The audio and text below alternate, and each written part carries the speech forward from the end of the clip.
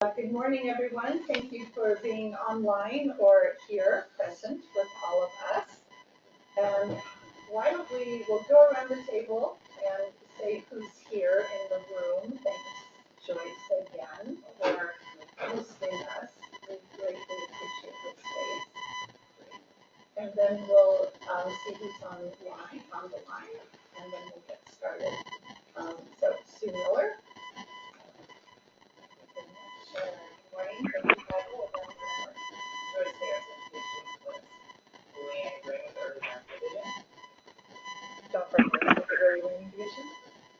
Carmen Ellis with Childcare Resource and Referral in Multnomah County.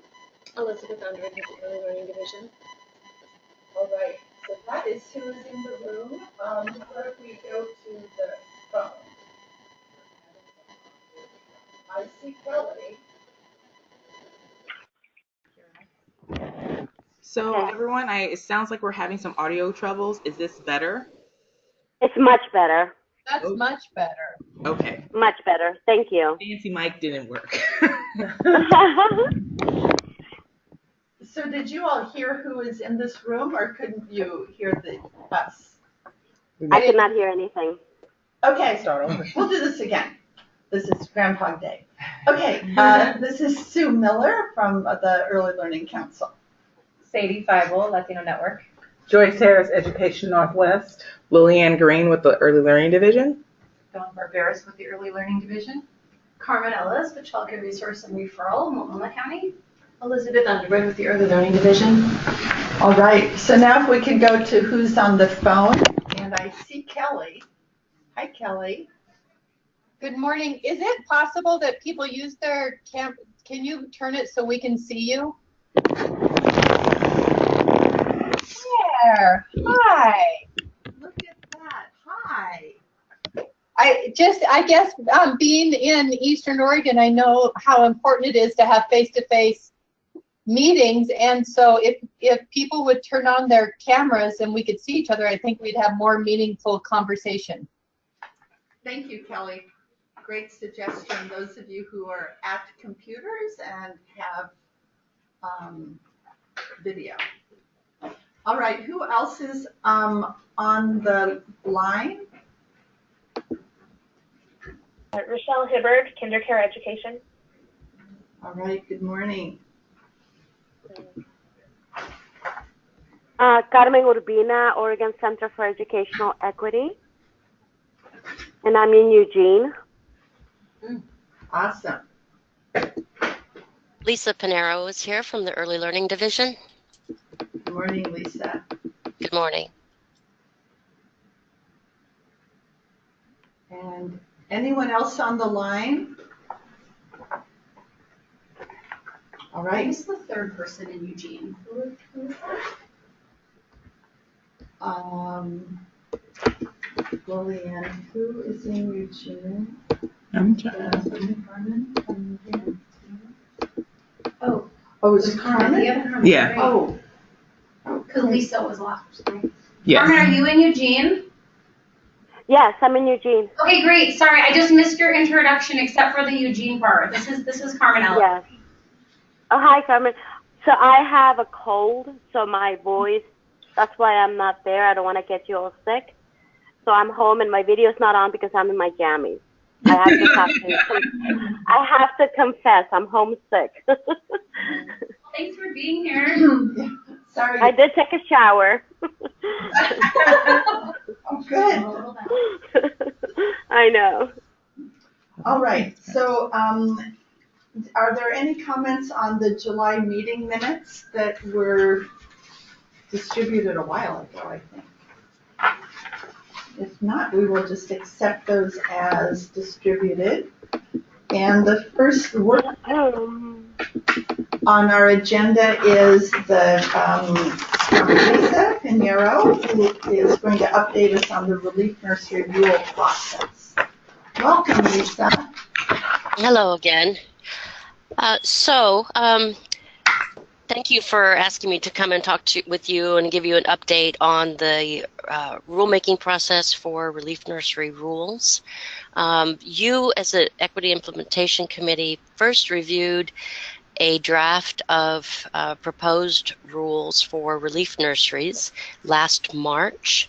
And through that review, you provided some very thoughtful and some comprehensive feedback to staff and to the Child Care and Education Committee.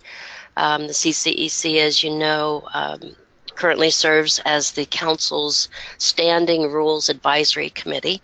So your feedback went back to the committee, and it was incorporated into the most recent set of proposed rules that the Council reviewed as a first reading last Thursday. So that's kind of the backdrop, and I can give you a little bit more detail. I will give you more detail on the feedback that you provided to us, how we've reacted and responded and incorporated that feedback into this current rule set. And then I can touch a little bit on what the rules are intended to do today. As I said, the Early Learning Council had a first reading on Thursday, and we also, the council received testimony from on that set of rules from the Oregon Association of Relief Nurseries. Back in March, the Equity Implementation Committee was identified some areas that they wanted us to consider, us being the CCEC, to consider in terms of this unique relationship that the state has with relief nurseries and relief nursery programs, and with the Association of Relief Nurseries. You had asked to make sure that whatever process was established to determine what relief nursery would be eligible to receive state funds that are appropriated by the legislature, that process needed to be transparent and equitable and accessible to a variety of entities or programs. And so we, a fine line that we're trying to tread here is that the relief nurseries operates under a model, which is a proprietary model and is unique and used exclusively by relief nurseries that are determined eligible. So we had to respect that process, but also provide for equal access at that time.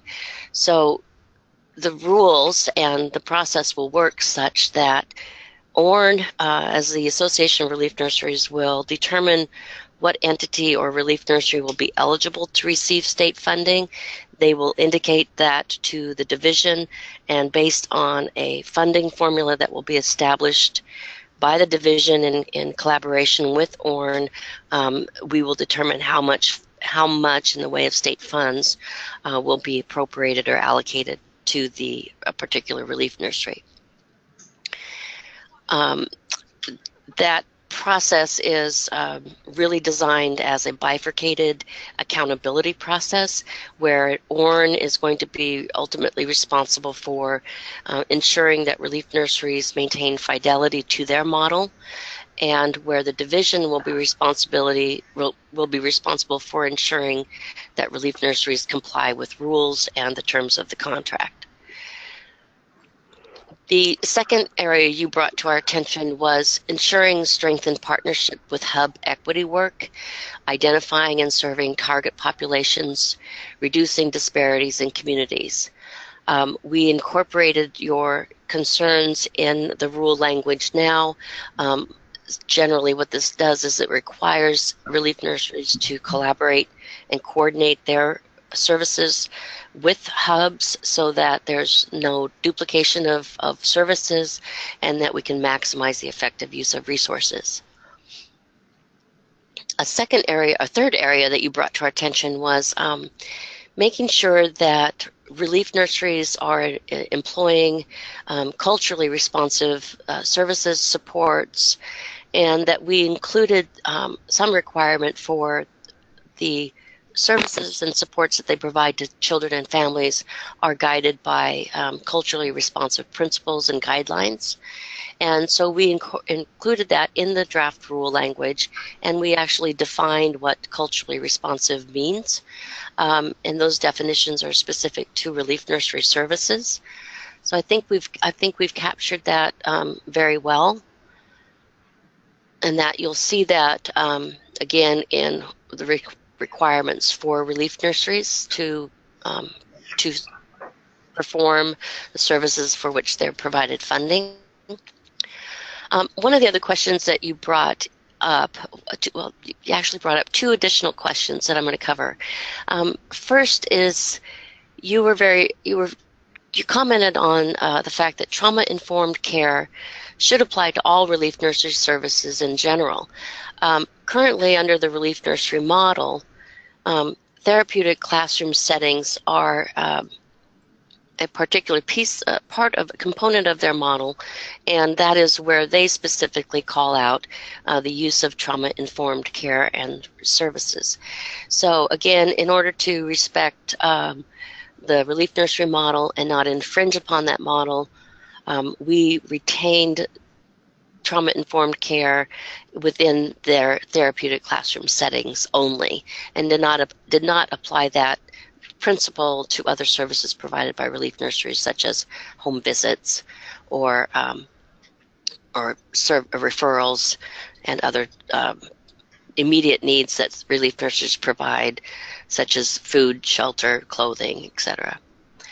And then you asked us why the adult-child ratios are different from those that are in the licensing standards. Again, this is, we were just mirroring what's in the relief nursery model and respecting that model. So those are the generally like the 5 or 6 areas that you brought to our attention in March. That is how we identified and responded to those. I believe that you have access to the board action summary document that was provided to the Early Learning Council last Thursday. I could address any of those questions if you have them with regard to the equity review, and I'll just pause right here. All right, thank you, Lisa, for the overview and for the specific responses to the input that this committee provided several months ago. Committee members, let's just open it up and see if people have questions of Lisa or comments about this overview or anything else that you saw in the relief nursery rules that you have questions about.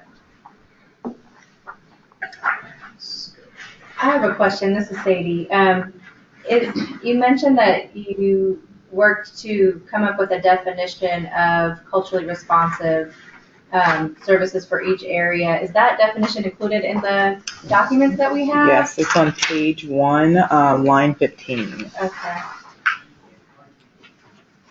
And I'll add that we looked at a number of definitions that might be contained within other program areas.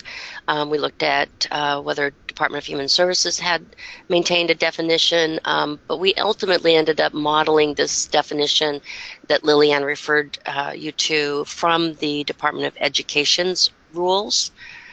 So that's where we modeled it. It's not verbatim. Okay, thanks, Lisa. Other questions from committee members or comments? I appreciate the fact, Lisa, that in your report that you gave to the board last week and we see today is very clear about how you and the Child Care and Education Committee took in the input from this committee and have incorporated it in the final draft rules. So. Yeah. Yeah. But, Chair Miller? Yes. This is Carmen. Just around the definition of culture responsive, teaching pedagogy, one of the things that's happening specifically with the Chief Education Office is that they're looking, and I know that they're also working with the Oregon Department of Education with the Equity Unit to bring a group of amazing people from across the state so we can have an alignment around definitions of what this means. And even though I agree with this definition, you know, because things are changing so quickly right now, specifically with the Chief Education Office, with the Oregon Department of Education, that we leave it open because there might be another better definition that fits, that we can also align with our K-12 community. I agree with that much because one of our staff members here, Shandine Garcia, has been doing some work, and she actually brought that up about, expanding what we mean by culturally responsiveness. And so that may change. Okay. And Lisa, if there is a new definition of this down the road, how would that affect this rule, but also any other rule where we define it? Well, it is a bit of a cascading effect, for sure. I can't honestly even anticipate how it might affect this particular proposed definition that's specific only to relief nurseries. So, one thing to keep in mind when you looking at administrative rules or even statute for that matter, when there's a definition, always look to make sure that the definition is used specifically and solely for the purposes of these rules, in which this is the case. So it's, this definition of culturally responsive would not apply to other programs. For example, it would not apply to Preschool Promise or OPK or even any of the child care rules. This is specific to relief nursery rules. So just, I guess, just to clarify this, and Lisa, please tell me if I'm right. For this definition, this wouldn't preclude us from adding, if like the rule set for other programs open up, we can add like an updated definition of culturally responsive practice or pedagogy, however we would like to phrase that, within that particular rule set. So this is not like just because we've set precedent. I don't even know if we would say precedent, since we have utilized this particular definition within this rule set, that wouldn't preclude us from utilizing a different definition in other rule sets, subsequent rule sets. And then just say when relief nursery rule set opens up again, we can make sure that we update that definition to make sure that it's in alignment with the current definition that we have in play. Yes, correct.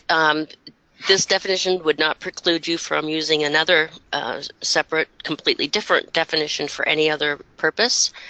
And if and when such a definition has been developed, yes, we could revisit this if and when these rules reopen. Mm-hmm. I wouldn't necessarily suggest reopening a set of rules just to change a definition at any time. Right. Yeah. I've been on that one. But I do think it's just, maybe I'm mentally processing right now, just say for early learning's kind of part, when we do get these updated definitions, keeping track of the rule set where particular definitions are being used. So when those rule sets open up again, like we already have kind of a list of items that we know definition wise, or, that we may need to change when the rule set opens up for, other reasons. Yep, I would agree with that. This is still under great strategy. We got to see how people are going to respond to, this new view of what culturally responsive pedagogy is all about.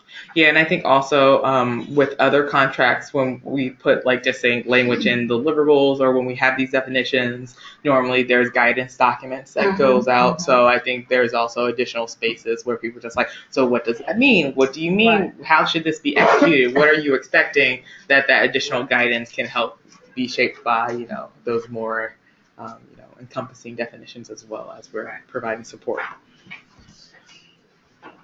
All right. Any other questions or comments about the draft rules for relief nurseries?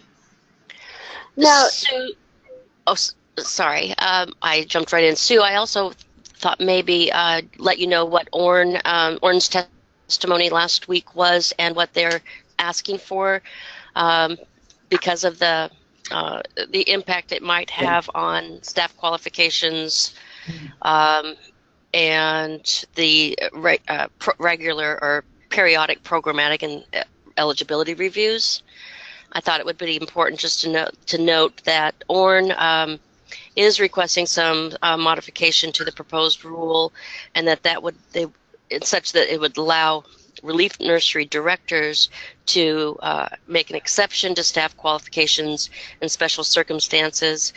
They noted that it's sometimes very difficult to, in remote and rural areas, to find potential applicant pools with those qualifications. So that will be something that will go back to the Child Care and Education Committee for consideration. One of the other things that they had asked for is the rules currently require an annual relief nursery programmatic and financial eligibility review and monitoring that would consist of site visits. They believe that is burdensome to some of the relief nurseries and to Orn, especially given some of the remote locations. And so they are proposing and requesting that be revised to be 4 years rather than yearly. They're also wanting us to provide for an appeal process in which Orn may appeal the funding allocation formula directly to the council. That will go back to the council for consideration in January for their final decision. So I wanted to bring those to your attention as well before we get too far away from that. Okay. And Lisa, on the annual versus 4-year review, and I'm trying to find it in the rules, but they would still have an annual eligibility review as I understand it. It just would not include the site visits. They're asking that the site visit review be every 4 years, correct? Well, not technically in the way that the language that they've advanced would read it that way, but I believe that might be their actual intent, and that's something we'll have to discuss in December to see, if their intent is to limit the site visits to every 4 years but retain the annual review. But the way they've drafted the language, it's just every 4 years, so we would have to dig into that a little bit. Okay, when I've talked with relief nursery reps in the last week, they were making that distinction. It's the site visits that they said are burdensome because they've got 34 sites, I think, now, and they just can't get to them every year. Yeah, okay. That's good to know. Thank you. Yeah, that was my understanding. But they do the annual eligibility review anyway. I think that's a part of their procedural manual. So that's my understanding as well. So good clarification to have. Thank you. Yeah. Okay. Yes. Question. So may I make a suggestion? Yes. And I'm going back to the cultural responsive definition. I apologize for that. Is there the possibility that, and again, I understand that there's such exciting work happening around our state at this point in time, and so we're studying this, and I know that this is going to be for the relief nurseries, and at the same time, I understand the conversation that we've had. Is there the possibility, because I know that OLN, with the leadership of Shandine Garcia, is doing some very exciting work around defining the next journey of our state around culturally responsive practices and pedagogy.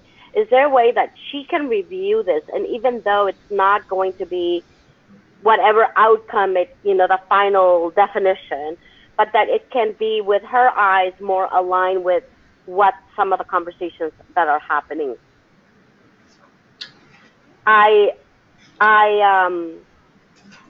I'm reading that how we're defining cultural responsive means the use of cultural knowledge, prior experience, frames of reference, and performance styles of diverse children and families to make services and programs more appropriate and effective for them. I also understand that, you know, in a rule, we can't go super expansive. But I would love a second set of eyes through the eyes of Shantine and the eyes of Hilda Roselli to see what they see and what else can be added, or is there, okay, let's just wait, you know, till we can reopen this and then, you know, add another definition that currently multiple offices, OLN, Chief Education Office, you know, the Oregon Department of Education with their equity unit are working in aligning our state. Well, because language is very important.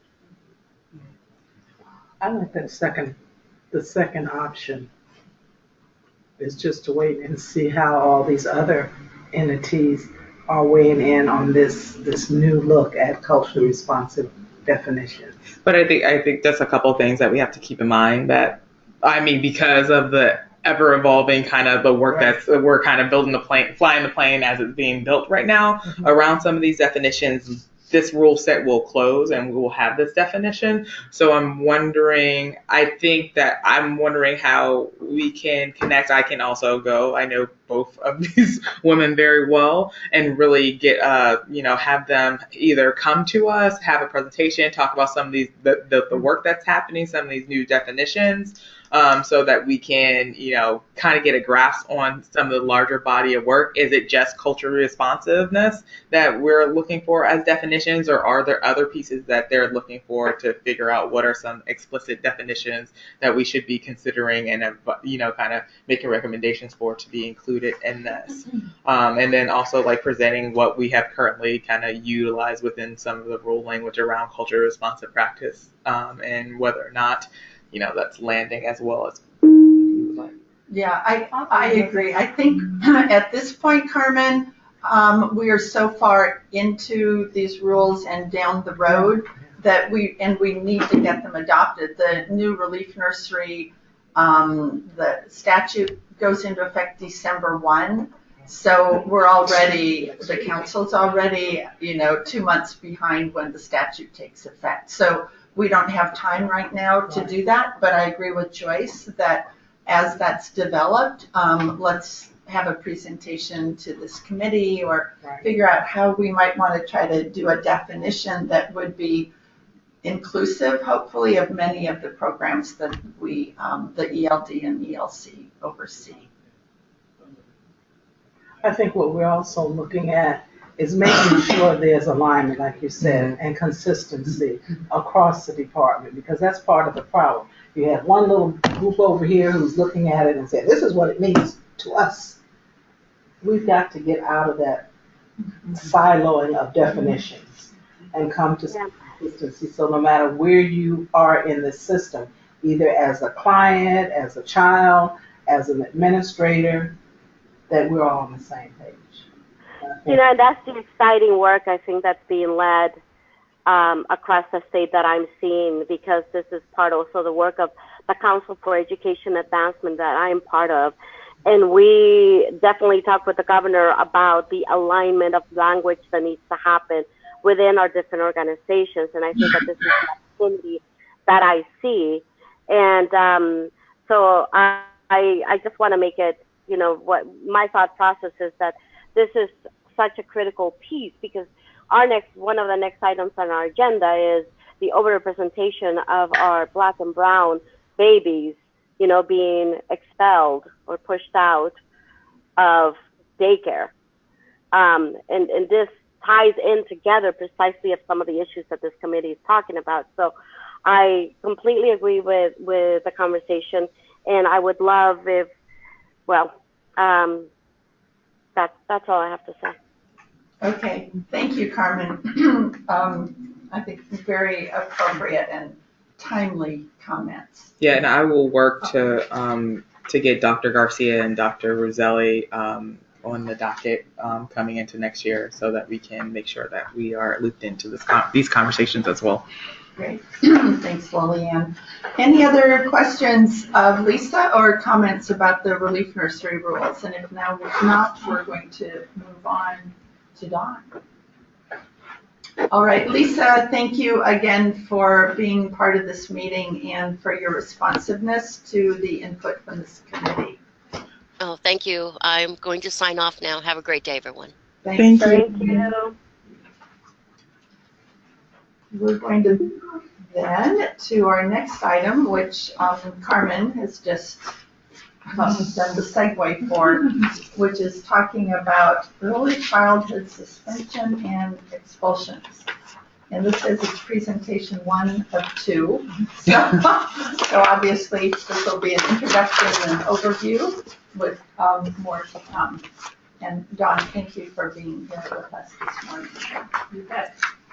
So in your packet are the slides. I didn't really put it on the phone drive or anything. In fact, I left my computer on my desk, so I can't even do anything. But in your packet are your slides and also a paper affectionately titled the white paper. It kind of gives background that I'm going to highlight today. So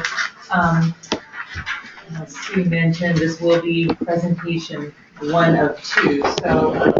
So first, my name's Dawn Barberis, and I work at the Early Learning Division. I'm one of the Early Learning Program Specialists. And prior to coming to the division in January 2014, and I think I'm going to start my timer because I'm notorious for running late on these discussions. I got you, don't worry. Running long. Prior to coming to the division in January 2014, I had worked most of my career in a local Head Start program. Community College Head Start, and been a teacher and all the different kinds of managers you can be, and this assistant director. Currently, I work with other programs in our division, including our relief nurseries, and then I've been working with our special populations child care subsidy programs like teen parent programs and families with AD treatment, or participating AD treatment, things like that. And then I've been working on some special projects such as this topic on this very important work on reducing and preventing early childhood suspension and expulsion. So what my goal is today is really just tell you what we've been up to for really the past many months, if not actually almost a couple of years, and sort of where we are, what our goals and tasks ahead of us are, our time frame for getting some things done like policy and the resources, and then I'll open it up for some of your initial input and questions and all that, so we can take it to the next round. So why are we involved in this work? So, you know, between my prior experience in Head Start and some of my early work working with the Head Start and over pre-kindergarten programs when I came to the state, really began having discussions back in 2014-15 with early childhood special ed and saying, so what's going on here? We have a lot of kids, and you're thinking mostly of our kids identified with DCSE. A lot of kids aren't being successful in their Head Start OPK placements. And, you know, while Head Start isn't the greatest program on earth, it's really known as one of our higher quality programs, and yet a lot of kids were still struggling to be successful in that program. So it's like, what's going on? What can we do? A while after that, our ECSE director, or Childhood Special Ed director, met with the ELD leadership. Of course, we've been through some changes since then, but met with leadership and expressed concerns about kids, you know, being asked to leave Head Start placements. And so about that same time, we really were getting a lot of national attention on the whole issue of suspension and expulsion, and it was really being brought to the surface that we have a lot of even our very youngest children being suspended and expelled, and within that group, as Carmen pointed out, a lot of disproportionality. So we've seen that. We've known some things about school age, but we are definitely seeing that in early learning as well. Again, as we've been working on developing our early learning system, about that same time, one of our cross-sector partners, Oregon Health Authority, had been conducting some surveys of professionals in the field and looking at training needs, and some of the training needs that came up were how to work with children who present challenging behaviors, and some of the underlying issues, which we'll touch on, which are all tangled in this complex web of how to deal with trauma-informed care. All these children have experienced trauma, and issues around implicit bias. And we know all of these things play together to create this problem of children being asked to leave placements. That's such a euphemism. They're being kicked out of school. They're not working out, right? You know, and providers don't know what to do. They're not being asked to leave. They're not being asked to leave. They're very, this means just not being successful in early learning settings. And so, just to add one more piece to that, and I Yes. think also like just perceived behaviors that we have to be aware of, and I think that's the piece where implicit bias, where it's definitely like you're being perceived and having disruptive behaviors, even though those behaviors exhibited by another child wouldn't be anywhere to. Yeah. And I like to frame the language. It's not that the child is not being successful. It's the people who are responsible they're exactly who are not being successful and trying to make whatever adaptations or whatever knowledge and skills they need to develop so that they can address what is going on with the kid. Exactly. I mean, I think, I've gone into it, well, I have a tendency to get off topic, but, but the white paper, we talked about it, there's a lot of work in our state, if you're familiar with collaborative problem solving, if kids could do what they would, right? If kids knew how, if they had the skills, if they had the ability, they would be able to make things work out. Some of us have been talking saying, if providers, if teachers knew what to do, they'd be doing the right thing. People don't get in this work. They're not getting in it to make a bunch of money, right? They're not getting in it to wreck kids' lives. They really aren't intending to do that. But for various reasons, they don't have the skill, they don't have the knowledge, they don't know what's making them, they have their own trauma that they're not acknowledging. There's all these issues of implicit bias, which we're just beginning to really understand more. So many reasons why decisions are made that are not good for kids. And so what can we do to go in and deal with that? Can I just add one other thing? Mm-hmm. The whole issue of children's civil rights is also an important part of this. Because when I was the director of the Equity Center, I remember some years ago when the civil rights data collection folks announced that they were going to start collecting data on preschool expulsions and suspensions. And I'm like, what the heck? What's going on here? It just didn't. And then when the data came out, it was amazing to show the disparities, who was being suspended or expelled, and for what reason. We're talking about little bitty kids. We're not talking about high school kids. And so, I think that for many of us was, we knew that things were happening, but to actually see the data. So I always like to make sure that we keep in mind that when these things are happening, we are really looking at violations of children's civil rights. And there are federal anti-discrimination laws that speak to this. So as we do our training, as we work with administrators, we need to make it very clear. Just look at what's happening nationally around sexual harassment. The people who were in supervisory positions who turned their heads, they are every bit as accountable as the people who violated women's rights to be in a safe workplace. So, I just like to always keep that civil rights lens front and center. And I think we have to, because of the climate in which we're living in, the importance of thinking about federal and state civil rights laws and also those interpretations of those laws. So just keeping that in mind as we're moving forward in this work. So on to the next slide. So some of the timeline that has happened is, so some of these issues had been raised, and so back in November 2016, so a year ago, we created a work group, and again, people don't like to just lay it right out there, and so the group was euphemistically called Children Asked to Leave Placements. A little bit later, so that's where that came from. We have this big fear that if we don't make it palatable, no one will listen. And I'm starting to the language we use so that we start to call it what it is. January 2017, we formed another subgroup. There was a lot of cross representation on those, overlapping representation. Another group called the work group. Part of the reason was because we had the gift of having some leftover Race to the Top Early Learning Challenge funds in one of the projects, and knowing that supporting children's social and emotional development and actually fully understanding what is typical development and what are milestones and what are some of the typical issues that children have that might actually be challenging for an underskilled and under-resourced provider to deal with. We know that that's an underpinning, and so we thought we wanted to look at what we could do to address some of those issues. So we formed another group, which has done some supportive work in this.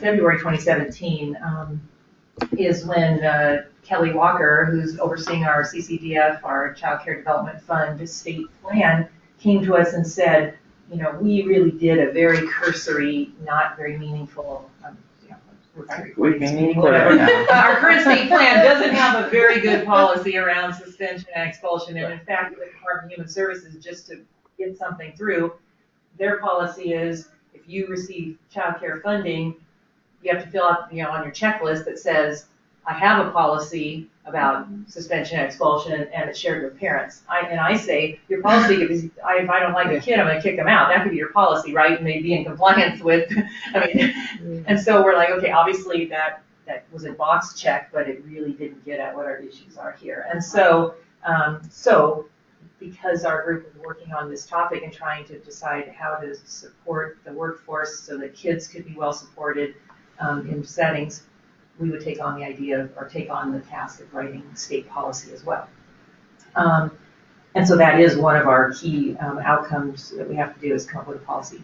So winter and spring of 2017 is actually been the many past few months we've been doing research, basically in the form of lit review kind of things, environmental scan, what are all the things the state is doing? You know, we talk all the time like we don't have enough resources, we don't have the stuff, we don't have the money. Well, we may or may not, but what we do have is a whole bunch of things, but they're also disjointed and they're also irregularly placed and they're also unknown to the wide field that we needed to really kind of do an assessment of what else out there, what is the state of early childhood mental health, what is the state of professional development, what is the state on, and the expectations around competencies for the workforce, and try to see where those things fit together, where they're disjointed, how we can get more bang for our buck on all these different systems, our child care resource and referral system, our inclusive child care program. How can we leverage all these things, bring them together so that we can more rapidly identify an issue and deploy resources to support teachers, providers, so they can support the kids? So Dawn, as part of that, are you also bringing those folks together? Because what I found in a lot of settings, people don't know what's available, who's doing what. Yeah. And it's important to bring them together. That is certainly, yes. So at this point, we've had, talk on the next slide, we've had a lot of representatives from a lot of those different systems, and some of the sort of lit review research has been looking at like what are some of the things going on in the state, between Race to the Top and all of its work on, early screening, identification, and then there was a House bill in 2015 that said, there would be a couple pilots going on around the state to say what happens from the moment a child is screened to them getting services, particularly if they're not eligible for early childhood special ed. And even if they are, there's a lot of things they sometimes need that aren't provided through that system. So what's the pathway? How can we get from knowing a child needs something to them getting something? How quick, what are those systems? And so we have a couple of communities that are in the process of sort of examining and piloting that, an idea, like in Yamhill County. And, I'm not saying that all the stuff is rolled out actually in the field yet, but the whole idea of, they've created, and this would want to sync up with our hub system, created sort of a template of, here's all the different kinds of sectors and work and, and the kind of things that might be there, Head Start and mental health and all that. And, my idea as a state is how can we help from our level piece a lot of things and provide it out to communities, and then at the community level you really build some infrastructure through hubs or whatever, where then they get down in the weeds to know, this is actually call Susie, and this is actually this number, this is actually the process to get a referral. So right now we're still in the sort of systems examination, but that is a lot of the work. It's hinted at in the white paper, but the pre-work to that was honestly almost like creating an outline of, what are the different professional development systems and initiatives and resources we have. And I've got a list of more than a dozen here, and that's nowhere near the universe, but it's even, and so many people look at and this is going to be in your things, but it's hinted at in the narrative on the white paper, but, professional development, what are our ways that we do, some of the systems improvement. We have so many initiatives and things going on right now around, doing like positive behavior intervention supports and all different, and different things in the inclusive childcare program and some of the strategies that everyone's just doing their little bit for one little part of the day or one piece of the kid's need or one kind of part of the provider. Mm-hmm. And my goal, my dream is, and a lot of times people they don't want to come together because they're afraid someone's going to actually have to, put some dollars on the table. And my goal in all of this is to help influence this system to say, let's worry about that later. Let's first worry about it all coming to rally around and figure out what's going on, and it may or may not take money. First, it just takes figuring out what the real issue is here. Sometimes it's just a teacher that needs some simple something. Sometimes it really is going to be something significant, but don't worry about who's going to pay for it or not pay for it, and let's come together and figure this out, and quickly, because what happens, our system waits, all these legally required timelines, well, if you put all those to the end, well, the child's already failed, right? The provider's already failed. So what can we do to more rapidly identify kids and providers in need and get them there to do so? That's my vision in all of this, is that we can, have more conversations and inspire the talk and take our chances that someone's going to be liable for some dollars on the table. Let's try to hold off that worry and do what's right by kids, right? So anyway, so we worked on this project. We worked on the logic model, which the logic model says, okay, we're talking about suspension, expulsion, but what's the opposite of that? The opposite of that is kids learn and thrive where they need and want to be, anywhere they need and want to be, right? So that's our goal, and so then you go backwards. And so what are the things we need? Well, we do need some policies. We need to say, you can't do this, you should do this, that sort of thing. Another part of it is, how do we help identify and disseminate the resources so that people have more equitable access, knowledge and access to all the resources that are available?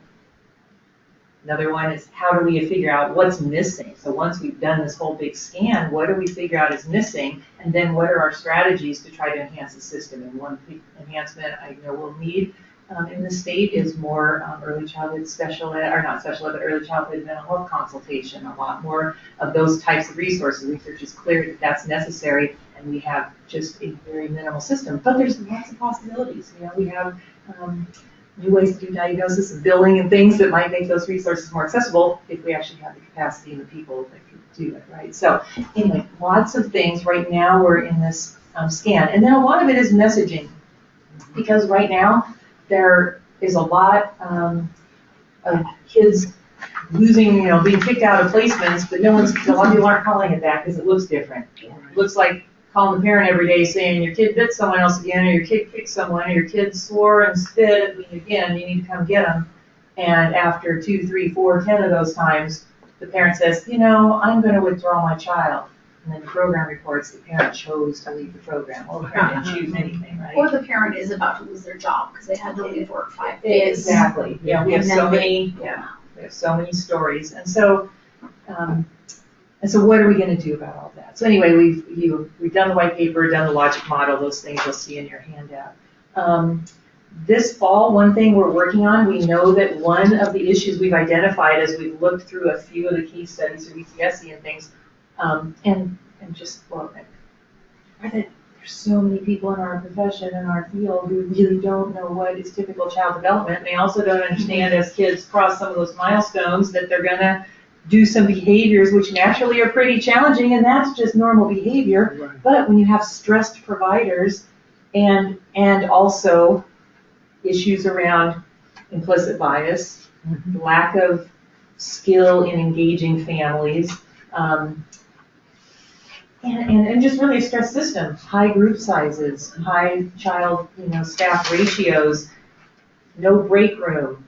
I don't get paid enough, so I'm working 3 jobs, on and on and on. Professionals' own trauma, they don't even know why something's setting them off. A lot of things factor into why kids aren't being successful. So one thing we knew we could address, and we ended up using some of these Race to Top dollars, is we're revising a curriculum that's been around since 2006 through the Oregon Center for Career Development. It used to be called Building Blocks for Social Emotional Development. Now we're calling it something slightly different. And we're going it from being a required 4-series block to, I think I've jumped ahead, haven't I, Lillian? That's why the whole thing's done on time. We're recreating this curriculum, and we have brought together all of the original trainers, and we have a new cadre of 26 trainers being trained in December on this new curriculum. And it's going to be a lot of representation from the CCR&R system, a lot of representation from diverse communities, from rural, urban. So we're hoping that we can build a foundation, and in that we're trying to link other state system things so that we start to have a more unified notion of what to expect. So we're really building into that the new early learning guidelines and the new Head Start outcomes framework so that everyone has a common understanding. So it doesn't matter. We can be talking a lot about what kids should know and do in different settings. We're infusing a bit. It is Set 1 training, but we're infusing a bit about trauma-informed care. We are trying to raise issues around implicit bias. So it will be sort of minor, more minor than we would have hoped, but it is starting to move in that direction of seeing how all of these pieces fit together. And where is that happening? Well, the training of trainers is going to happen in Tualatin in December 7th and 8th, and we have 2 virtual trainings for the renewing trainers. The trainers are getting update. It'll be 2-day training in December, and then the goal is that then those trainings get rolled out into the communities. We've also moved them to be 2.5-hour blocks so that it more aligns with the 10 hours of training that's required of, I think it's regulated subsidy providers, it could be registered family. Registered family. But again, there are 2 things about the old curriculum. It had to be taken as then you're done. Yeah, it could be done. So there's a lot of incentive to take all of them, because then you would have had this nice training chunk, and then we know people will get all of them. But again, trying to make this more accessible to the field. The old series required you took number 1, then number 2, then number 3.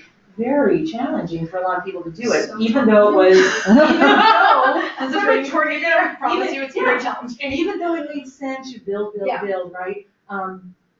But if people aren't taking it, what's the point, right? So we're developing it now so that everyone's standalone, but it ties to the other, and we're saying, you really do want to take all these, but we're going to help you link them together, no matter what order you take them in. So You're a lot of not things like that. allowed to get sick on day 3 and still get. Or you're out of the whole series, And then we're working on training our early, actually our division. Our division touches so many contractors, every licensed childcare, every regulated subsidy in the state.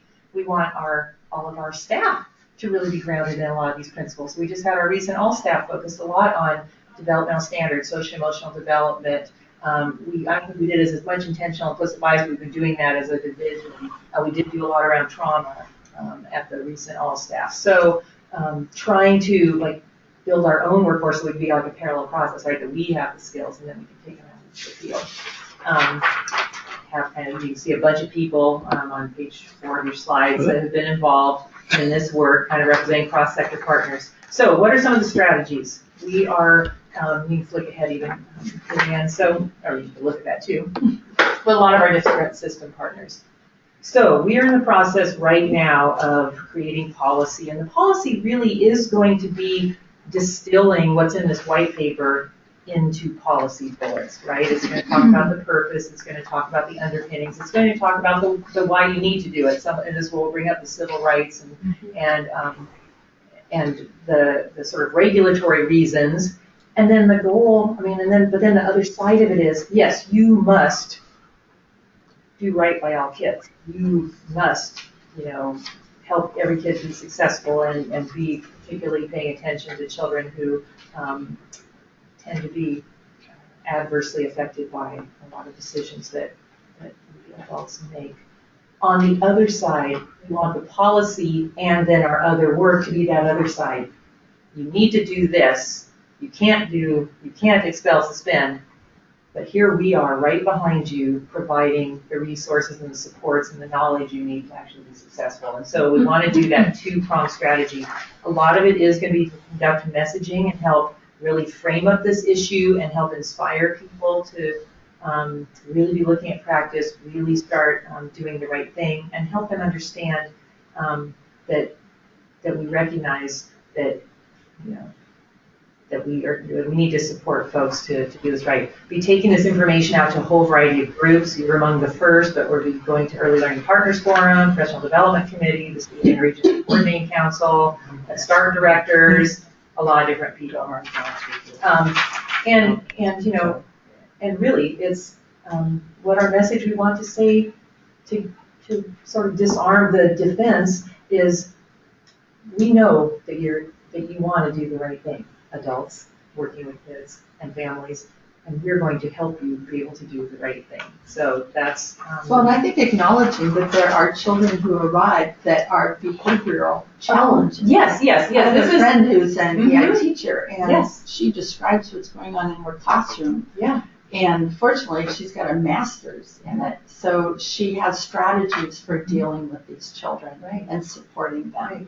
So it's well, and it's very complex. Yeah, it's not just telling providers they aren't doing something exactly. right. We've got to have the professional development support so that they've got the strategies. And it's acknowledging all those other things. It is not the one kid in my room of 15, 16, even 20. It's not the one kid showing up, right? It's the one kid who's throwing blocks across the room. It's the one kid who just peed their pants. It's the one kid who came in with headlights. It's the one parent who must talk to you because they lost their house last night or the police came. And it's on and on. I mean, it's all those things. And I'm a teacher who doesn't have enough materials, who's not even living paycheck to paycheck. So we have to acknowledge all of those factors when we do this. But I don't want to diminish that at the end of the day, we have to do right by every kid, right? So how are we going to do that? So can I jump in on something about the when you're talking about the creating and messaging and then all those factors? Is that one of the factors that maybe you're touching on it later, but that I've seen being really significant is just general parent education? Because another factor in the list you just made is the parents who are sort of like they feel like their kids are on like the receiving end of the challenging behaviors of other children.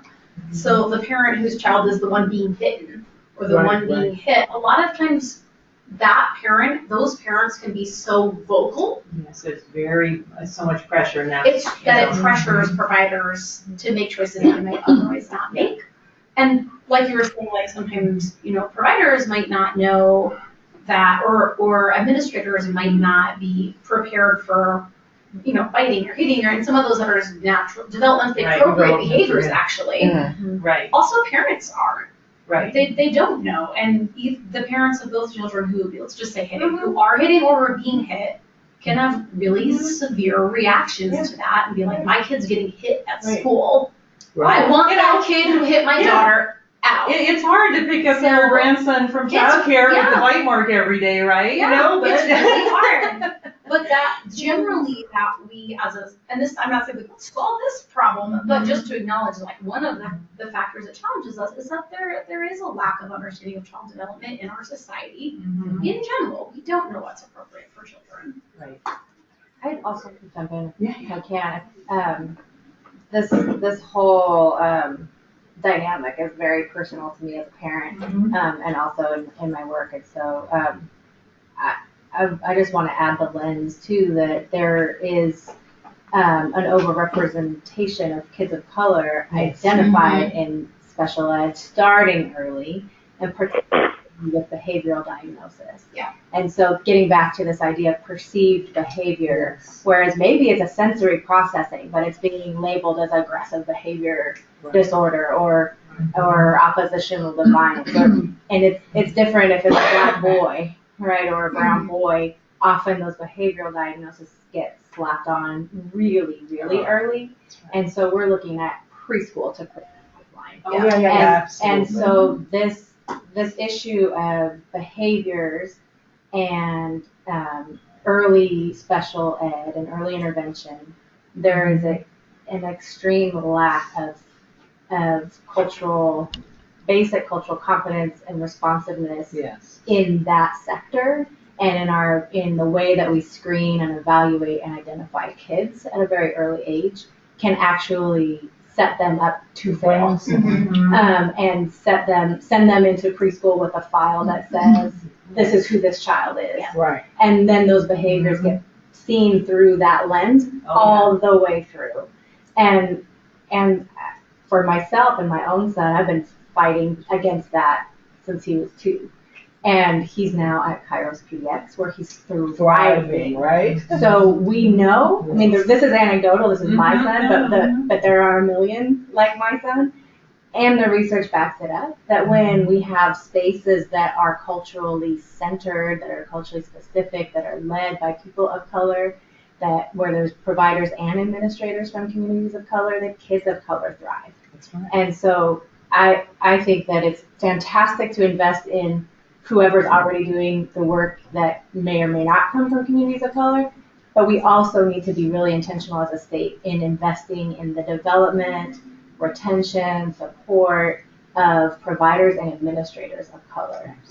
That's the only way we're going to reverse this trend of disproportionate expulsion. And I think another piece when hearing about the trainings and I think a foundational piece of this training has to be about implicit bias and how that plays out within discipline and what does that look like. And I think also as we're thinking about the cultivation of the early learning system and looking at those early learning guidelines that developmentally appropriate for children. So just say when our babies are entering into classrooms, studies around Black and brown children will be stared at, will be perceived differently compared to their white peers. And what does that mean? They're more likely to be placed in seclusion classrooms. They're more likely to lose time of instruction, lose time with their peers, and then the negative outcomes of that is amplified as that grows as they're moving throughout the K-12 system and other learning environments. So I think I can't underpin the importance of having that as a foundational component of a training if you're talking about supporting children. If we know the disproportionality and where it lies, it's so skewed towards Black and brown children that we can't have a competent conversation around this without having that as a foundational piece of the training. And we also need to look at the ripple effect, because if I have a child and then next year I'm getting his or her brother, his sibling, it gets assigned to the family. Sure. And it also taints the types of interactions that you have with parents. And so it kind of has a snowball effect. And the assumptions that people often make just exacerbate the placement of certain types of lack of expectation on a child and their family. That's what I've seen. They talk about the family. They don't want to deal with the parent. Well, if the parent, I can't deal with that parent.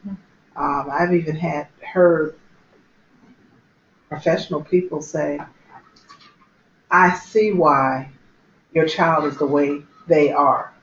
It's because of you. There are things that I think we need to really kind of bring to the forefront so people understand that, we know that some children do come to school and they haven't had the benefit of experiences that other children have had, but we can't use that against them. This is really good. In this conversation, I just keep thinking about the importance of this, of the education and the messaging. It's sort of the overall piece. Is yes, the training will be helpful, but it's really the conversations that you can have with your that child care providers can have together, the teachers can have together, and it's that educational piece about social emotional development, about managing your stress, about implicit bias, all of these pieces that are just sort of the foundation for making a change, making a difference. It's really that education of the providers and of the parents. The space in which that happens is so important, you know, because people need to be able to say, you know what, I've really been struggling. And I'll be honest, I don't know what to do, you know, and understand that that's part of their growth. Yeah. And having someone or someones who can say, okay, I understand where you're coming from.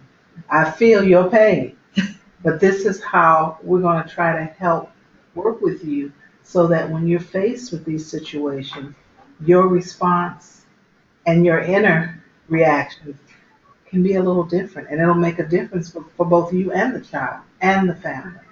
So it is important how we do that and who does it. You know, that's the other thing. We need to have, like you were saying, we need to have people who can kind of share.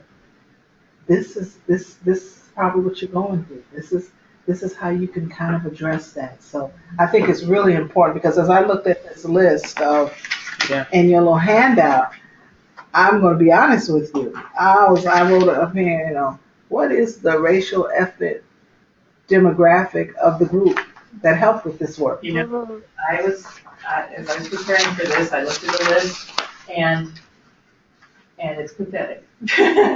So definitely we'll go out and do other conversations. I mean, and I mean, no excuses, but you can see like the representation of key system partners, right, in our early learning, quote unquote, early learning system. And that speaks a lot to, so who's currently seen as leading those efforts, right? And so, and I realize I'm out of time, and I think we've touched on most everything. I'll glance through here for a second, but you know, I'm really happy to hear this conversation and hear us kind of, I think what I'm hearing you all go in on is this whole, you know, messaging, which sounds like marketing, and that's not at all what it is, but this messaging thing, because I find that, you know, been working on this for a lot of time, right? And in a lot of spaces and a lot of people. And now that we're like close to doing a policy and, you know, I feel like, oh, but it's now I feel like trying to get traction, I feel like it wasn't getting anywhere. And I thought, oh my gosh, people aren't ready for this yet. And I think it's because really it goes back to, we have to, I mean, if we do nothing else but work on people talking and exploring what's actually going on and being open to the fact that we are contributing to children of color in particular, young children being really not having full access, not having success in our early learning system the way it is designed right now. For us to have that conversation and if our main, you know, I mean, I think maybe our main target right now is just getting people to actually acknowledge that they're contributing to it and start to be open to doing things in different ways. Then yes, we still have a long way to go on having all the supports we need and having the rapid deployment of resources and having, but again, it's, I think it is a lot on how and where we're having conversations. I took lots of notes from things you've been saying and my question always is, who's not at the table? Yes. So, can I interject? Oh my God. Sorry, 1 second. Is that Carmen? No, it's Kelly. Oh, sorry. Don't. Will you turn the video on for us? Yeah. Who was that? Kelly. Oh. Yeah, and I want to be on cue also. This is Carmen. Okay. I just wanted to say a couple of things. Listening, this video conferencing and calling in is really difficult, and we're talking about equity, and it's just a challenge to be part of the room. When someone's speaking, can you turn the camera so we can see who's speaking, or if you are not on camera, would you identify yourself? We can't tell except for the three of you that are in front of the camera. I really am excited about this project. We saw the social emotional train the trainer opportunity come out. We applied. We were not, we didn't make the cut, What I understand is about twice as many applied to be part of the Train the Trainer than you had slots for, and you had some sort of a rubric. I guess listening to you talk about sharing information, making sure it gets widespread, my concern is that when you go to your natural partners, you think that you're reaching the whole state and you're missing us. And so we don't have a strong CCR&R presence in southeastern Oregon. And so in order for us to participate and disseminate the information you're talking about, we need you to contact somebody who has that capacity locally to do that. Our early learning coordinator with the Eastern Oregon Hub comes from an extensive background of collaborative problem solving. Our preschool promise classrooms are built on that. She was the one who applied and was not, didn't make the cut. Since then, last week, we advocated to be included, and she is going to attend, so I'm very excited. I think it's really important for that, for us to have her presence there so she can bring the information back to Southeast Oregon and probably even up to Wallowa County as well. So the 3 Eastern Oregon counties will also have that information. So I'm excited about that. You talked about that you share information and vet policy through various networks, including EL Partners Forum. I don't know what that is, and I don't know what the PDC is. Can you explain? And some of them I'm sort of familiar with all of them. So I don't know for sure who's on Early Learning Partners Forum. It's a group that Kelly Walker oversees. And I know it meets monthly, and I can't tell you who that membership is. I do, and I really, some of these were I think, Early Learning Division groups that have continued and have some informal, I think, input to ELC and that sort of thing. Maybe you can get that information. But yeah, so I definitely can figure out who those different folks are. Professional Development Committee, I don't know how it came to be, but it's a cross-sector group that has folks from a lot of, I believe it, people that represent different parts of the system, that a lot of them do training. So I believe there's some CCR&Rs. I know there's like NEY or OAEYC folks are on there. Just those different kinds of organizations that do a lot of professional development. The State Interagency Coordinating Council, that's special ed sort of things. So my question is, when I'm noticing in this Equity Implementation Committee, we have people come and present, and they talk about how extensive they've got the word out there.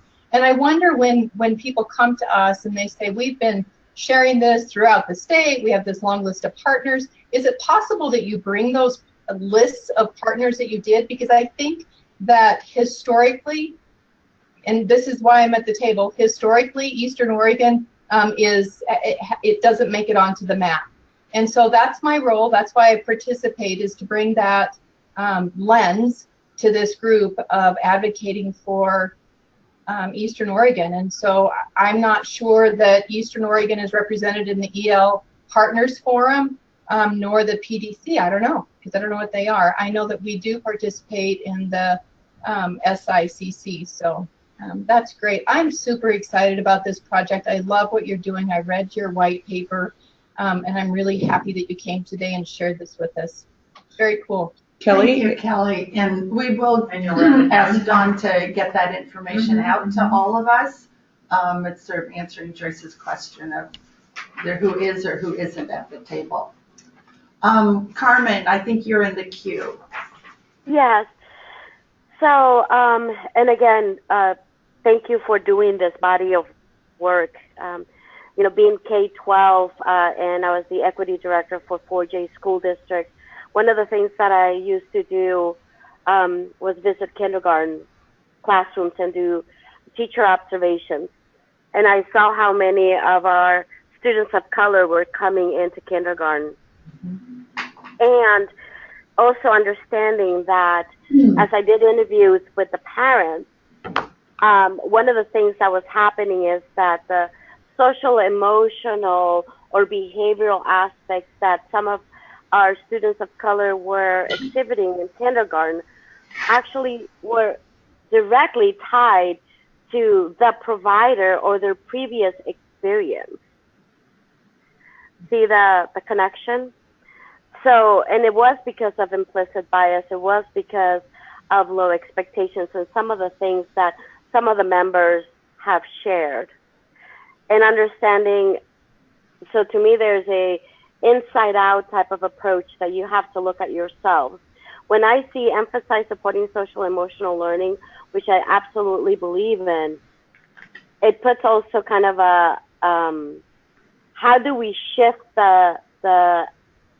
how do we do it holistically in the sense of, as a provider, I am going to look at myself. Who am I in relationship to the students and the community that I'm serving, in the skin that I'm in relationship to the things that I don't know about the community that I'm serving, with humility, humbleness, and cultural humility, basically.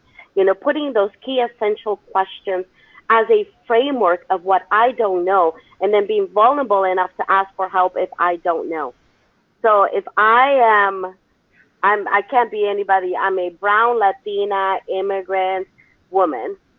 And if I am serving mostly white children and I have a question about some of the cultural aspects that I might not be aware of because it hasn't been my experience, because I wasn't raised here in the United States. Where do I go? What do I do in order to frame like, I don't know some of these aspects of cultural behavioral that are happening. So to me, I think my comment is emphasizing when we put social emotional learning first, we put the deficit on the kids. So to me, there's an ability about social emotional learning. There's something wrong with the kid, with our babies.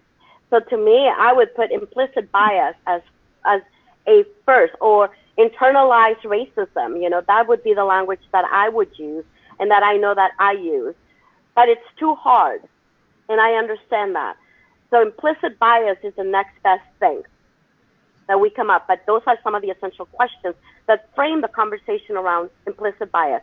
Who am I in relationship to the babies and the community I'm serving, in the skin that I'm in the things, in the role that I play, in the things that I don't know. So just around when I read, emphasize supporting social emotional learning, understanding, and I know that this is kind of a list of the things that are happening. So how do we prioritize? As a number one aspect is looking at ourselves through a lens of implicit bias. Just, thank you. We don't need to answer that. I just putting it on the table. Okay, thank you. And we need to go on to Elizabeth and the infant toddler assessment. So thank you everybody for your input. Don, thank you for your work on this and presentation. And obviously this is the first of probably several conversations we're going to have about it. I will definitely be back out to you in a formal way and probably informal ways too. So great. Thank you. All right. Thank you. Thanks for your work on it. I will find out. Okay, great. And we're going to turn to Elizabeth and talk about the infant toddler self-assessment that we've also heard about before. And I want to just apologize, in about 5 minutes I have to step out for a conference call and then I'll be back. Which document would you like to be brought up first? Let's see. You have, let's go ahead with the community engagement plan.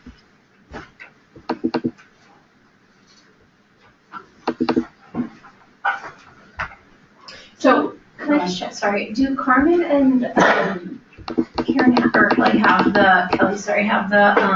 the documents in front of them so maybe they could stay on video?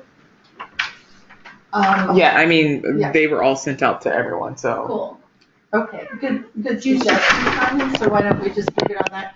And yeah, if you can push it back on the table, Lillian, so you get more people, including yourself, on it. I can't push it back too far. Oh, Thanks, of course.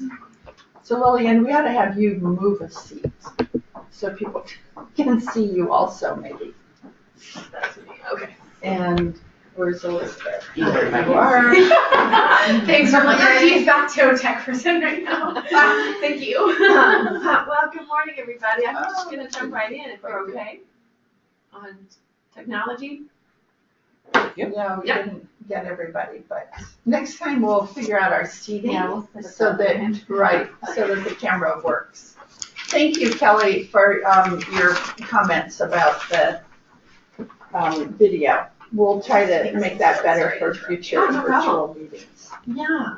Okay, Elizabeth, Yes. welcome back. Thank you. Good morning, everybody. I am back and to talk about the infant toddler state self-assessment. And I came a year ago to this meeting, November of 2016, at that time, to talk a little bit about the possibility of doing this project. And at that time, there were questions like, so you're going to collect a lot of data, and what are you going to do with all that data? We have data.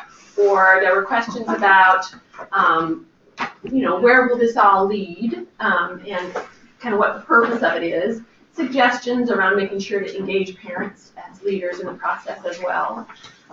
So I'm here today to talk just a little bit about kind of where we're at and ask for feedback around our community engagement plans and the methodology we want to use, and also to share with you a draft of the questions thus far and get your feedback about those things.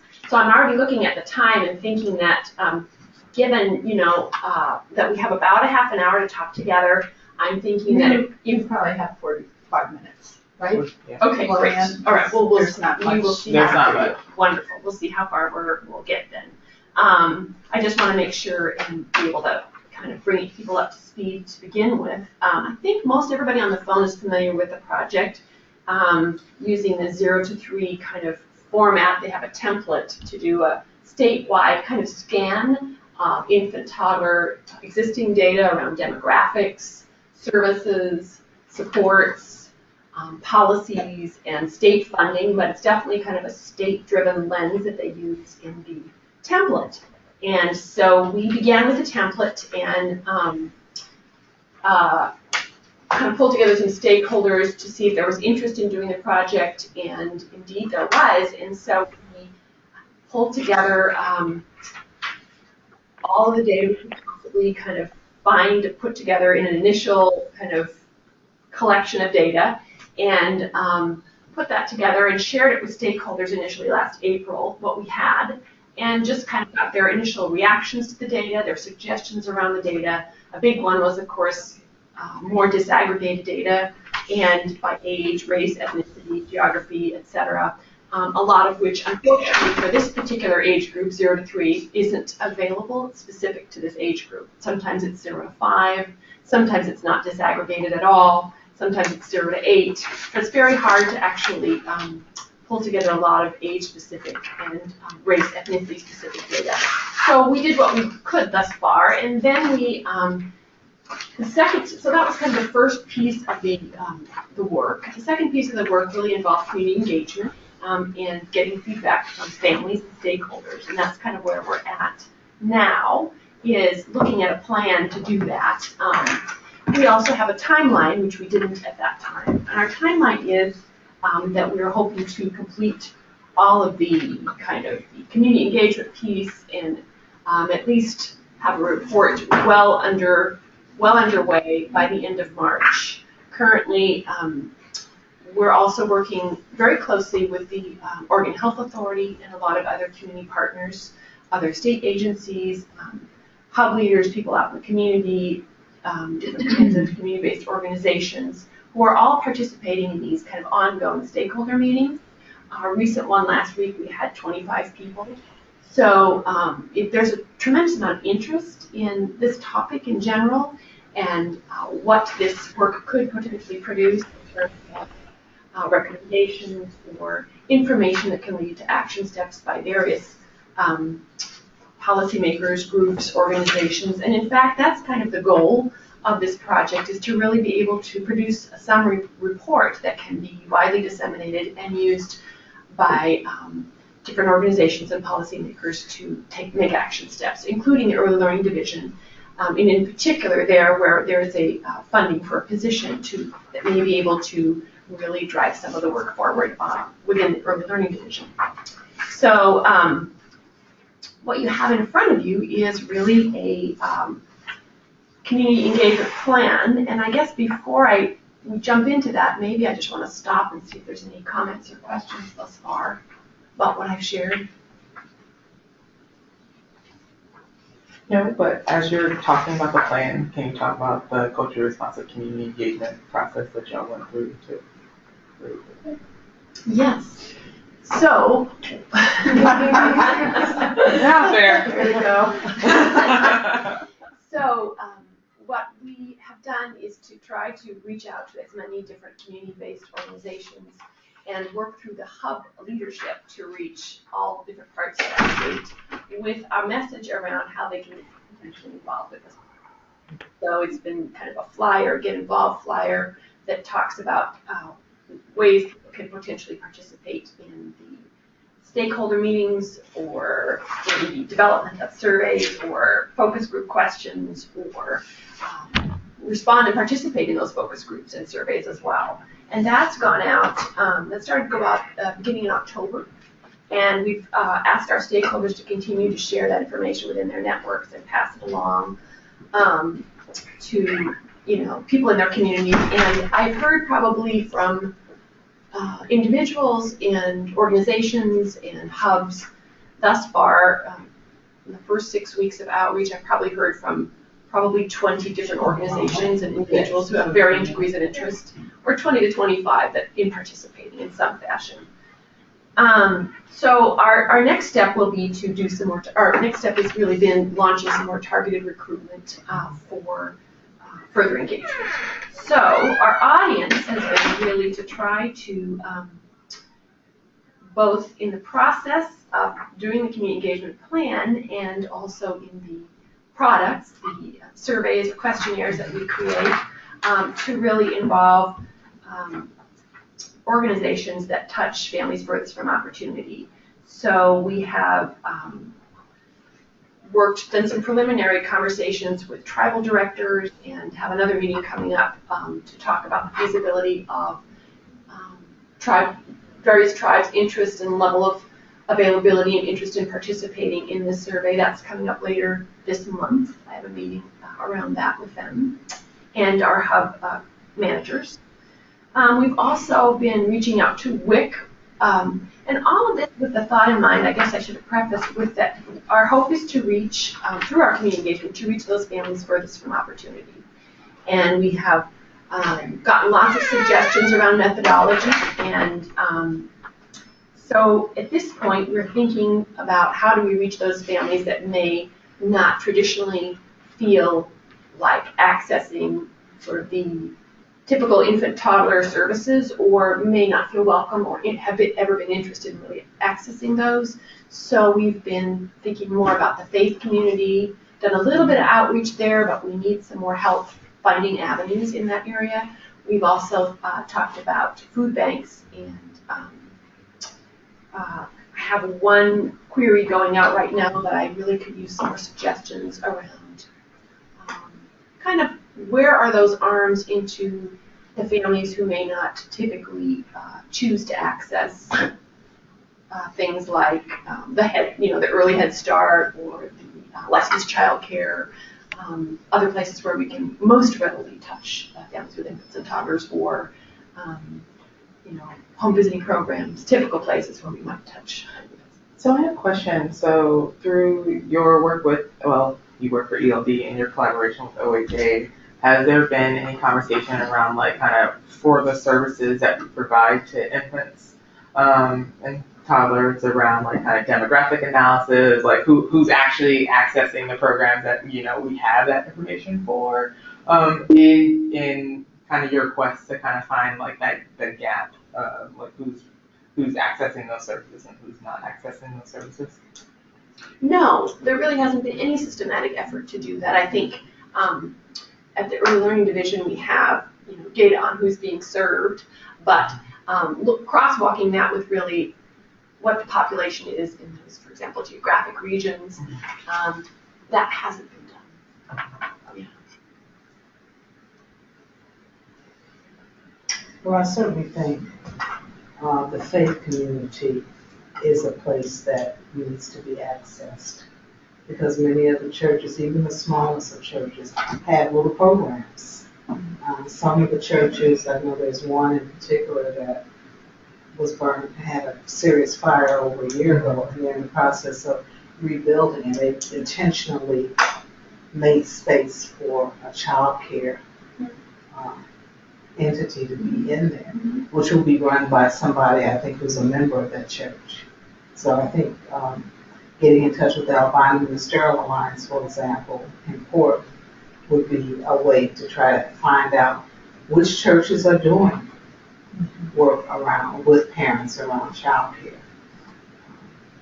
A lot of the Catholic churches as well, yes, to access. And the Lutheran churches.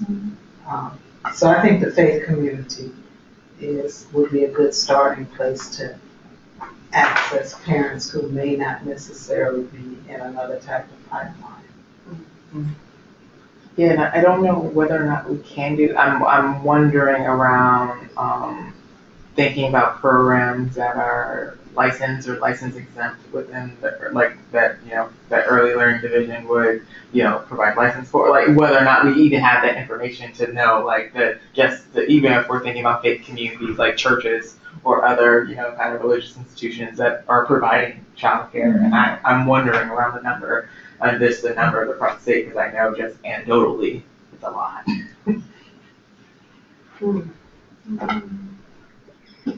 Yeah, a lot of them have recorded preschool programs. Yes. So. Right. I think this is Carmen.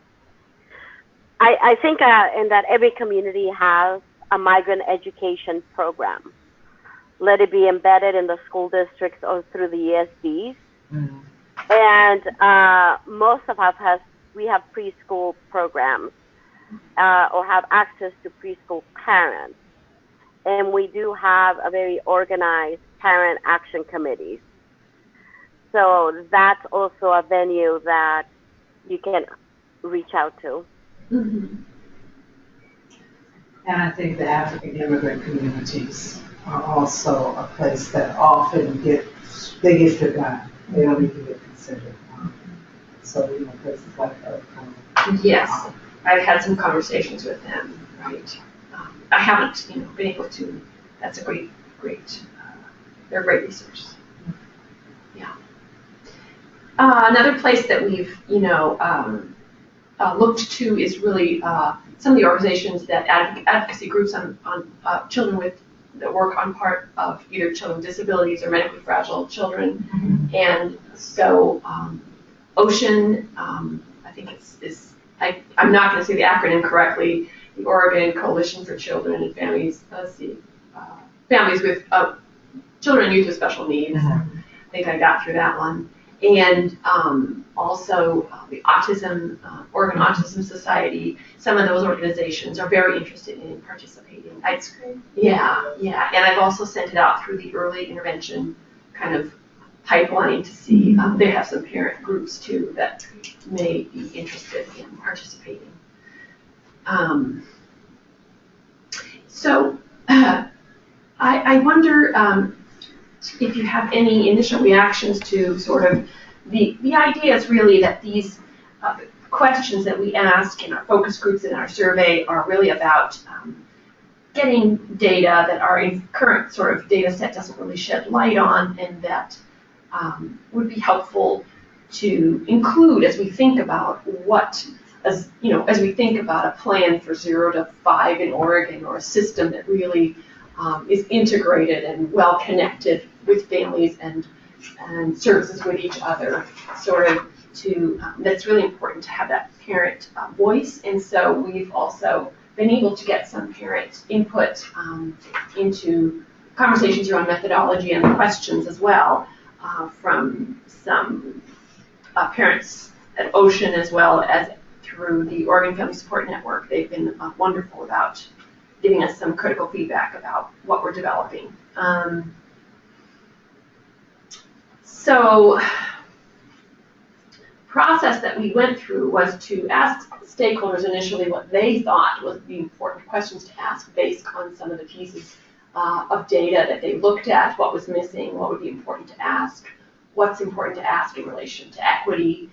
And we got some initial feedback from them around questions to ask. And then we went to our stakeholder group and held conversations with them about what are sort of the overarching questions we would want to ask families, and or the research questions, if you will, that would drive the questions that parents actually get asked. And we were able to, through quite a few conversations, develop those, and those were really around things like norms and beliefs that families have about their young children, and some of them were more service-facing, if you will. They're questions about what services people are aware of and whether or not they've been interested and wanted to access them, or if they've been able to, and how they've experienced them, particularly in relationship to their race, ethnicity, geography, other factors. So those were sort of the meta questions that came up around the conversations that people really wanted to hear more about from families through the stakeholder groups. And then once those were taken to the parent advocates, they also felt that these were questions that they wanted to be able to share about and answer. So another piece you have in front of you is the kind of the outreach and vetting summary, which looks at sort of where we got feedback for various components of the community engagement, sort of a high-level summary of that feedback and some of our next steps. So beginning with kind of the methodology that we've been discussing, which is really around focus groups and also the opportunity to answer questions in an online survey, both. And let's see, what else I want to tell you about that piece. The feedback you can see that we got was that face-to-face is the most responsive and much better route for engaging families furthest from opportunity. Working through trusted organizations already serving these families to organize the focus groups, coordinating with the hubs, inviting broad participation through online survey as well, and making sure that we provide interpretation and translations where needed. So I do have a question. So Yeah. in your process to kind of create the questions and vet them through parent organizations and different groups. So the list of individuals that you have on this page, like on these 2 pages, are they the individuals that, like, was this a parallel process and like you went through some of these organizations as, you know, kind of as you're developing some of these questions, developing this work, and then you're like bringing like kind of, you know, a larger community engagement opportunity back to them?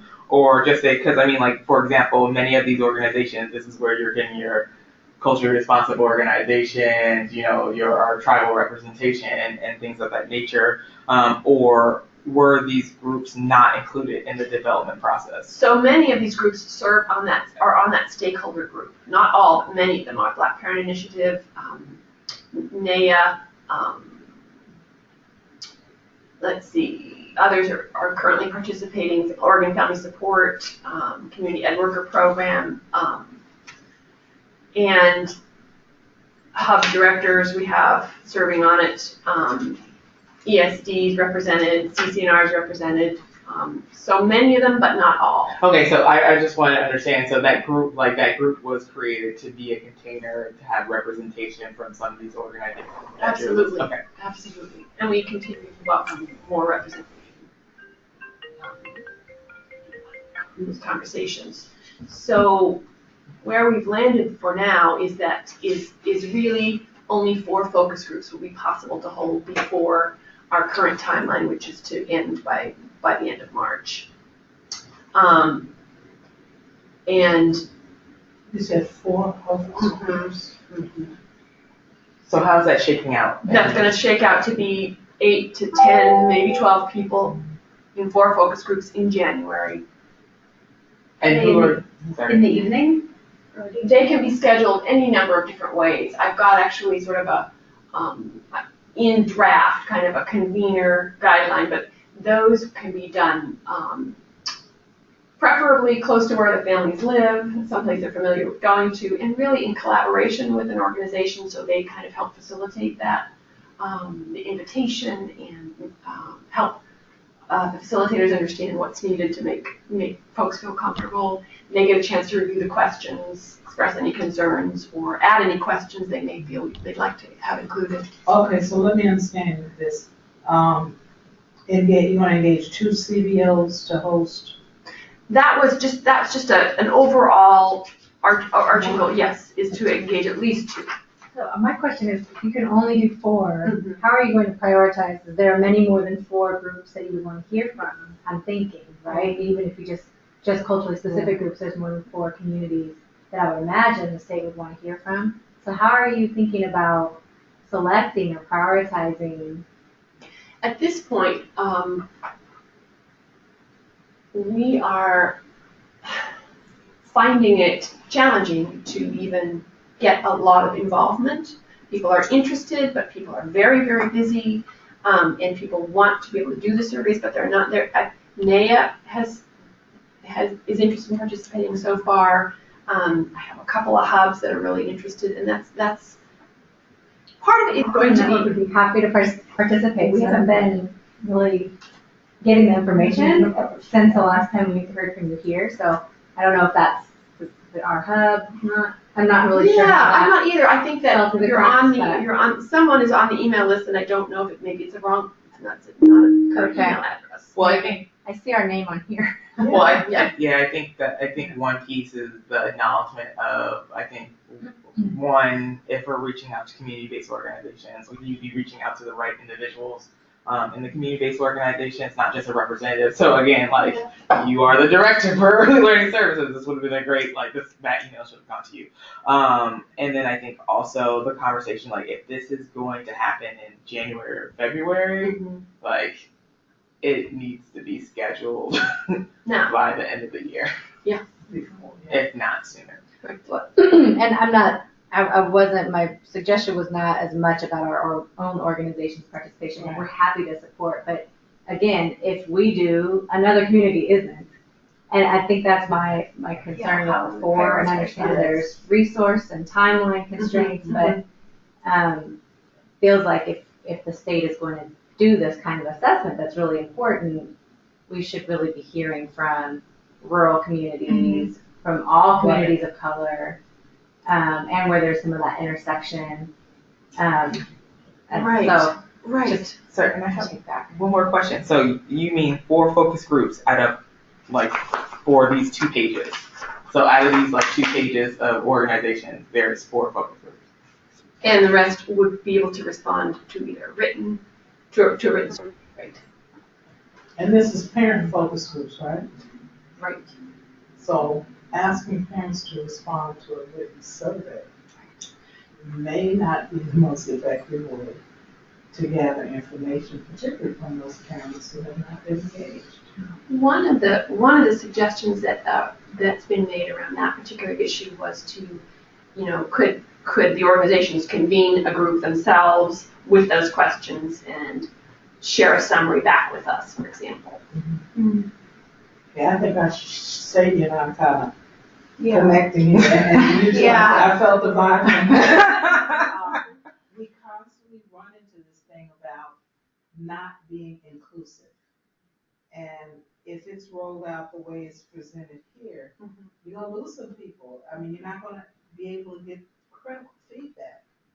And so, I would say all these groups need to be approached and said, this is what we're doing. Do you have the capacity? Would you be willing to host one of these listening sessions? Your community's voice is really important. I think that message needs to go to the leadership of these organizations. So otherwise, we're going to get incomplete data and make poor decisions based on data that doesn't. I feel like also if it could come out, I like that, your voice is more, if it could come out, if that invitation could come with a really precise timeline. As precise as we can be, we're looking at this deadline, and so we'd like to have the session at this time. And if you have it, honestly, food and childcare, we probably can't get into the business of offering childcare, but if you can say, if you can offer it, we have the budget to provide dinner for all participants. If you can't, people just can't come in the evening, and it has to be the evening. Parents can't come to the work to go. Right. Absolutely. Yep. I know that this maybe sounds like I'm saying obvious things, but I say this at every meeting because there is a budget for that, for food and for stipends. Right. Yeah, I think also just say as you're working, just say, for example, Black Parent Initiative, their parent university. Like, do you have a session there? Or things like that, like how are you tagging on to pre-existing things that may also have an infrastructure to like having the parents there, that may have some food and snacks, and you're gonna have a large concentration of parents from particular communities attending. And I think that could be, within I don't know if you want to go that specific, but it's like, hey, here's a variety of options of how parents from this particular communities can engage and how we would like to like explore this with you, in seeking out like making this opportunity a reality for different groups. So the bigger issue you touched on, which is this is a short timeline, this is not representative of all the people who would like to be able to and need to be participating in this. It's a dilemma. And if we think creatively about this, we would say we could do, for example, we could continue to do that very work after March 31st, and perhaps the infant toddler specialist position could continue, to address that work that's for this timeline that we're only able to do by March 30th. So I'm on another advisory committee, the Community Advisory Group, the CAD. And we've been looking for things to do. They're gonna choke me. But I see this as an opportunity for maybe the CAD to get involved and possibly help to facilitate, these community organizations in doing a listening session.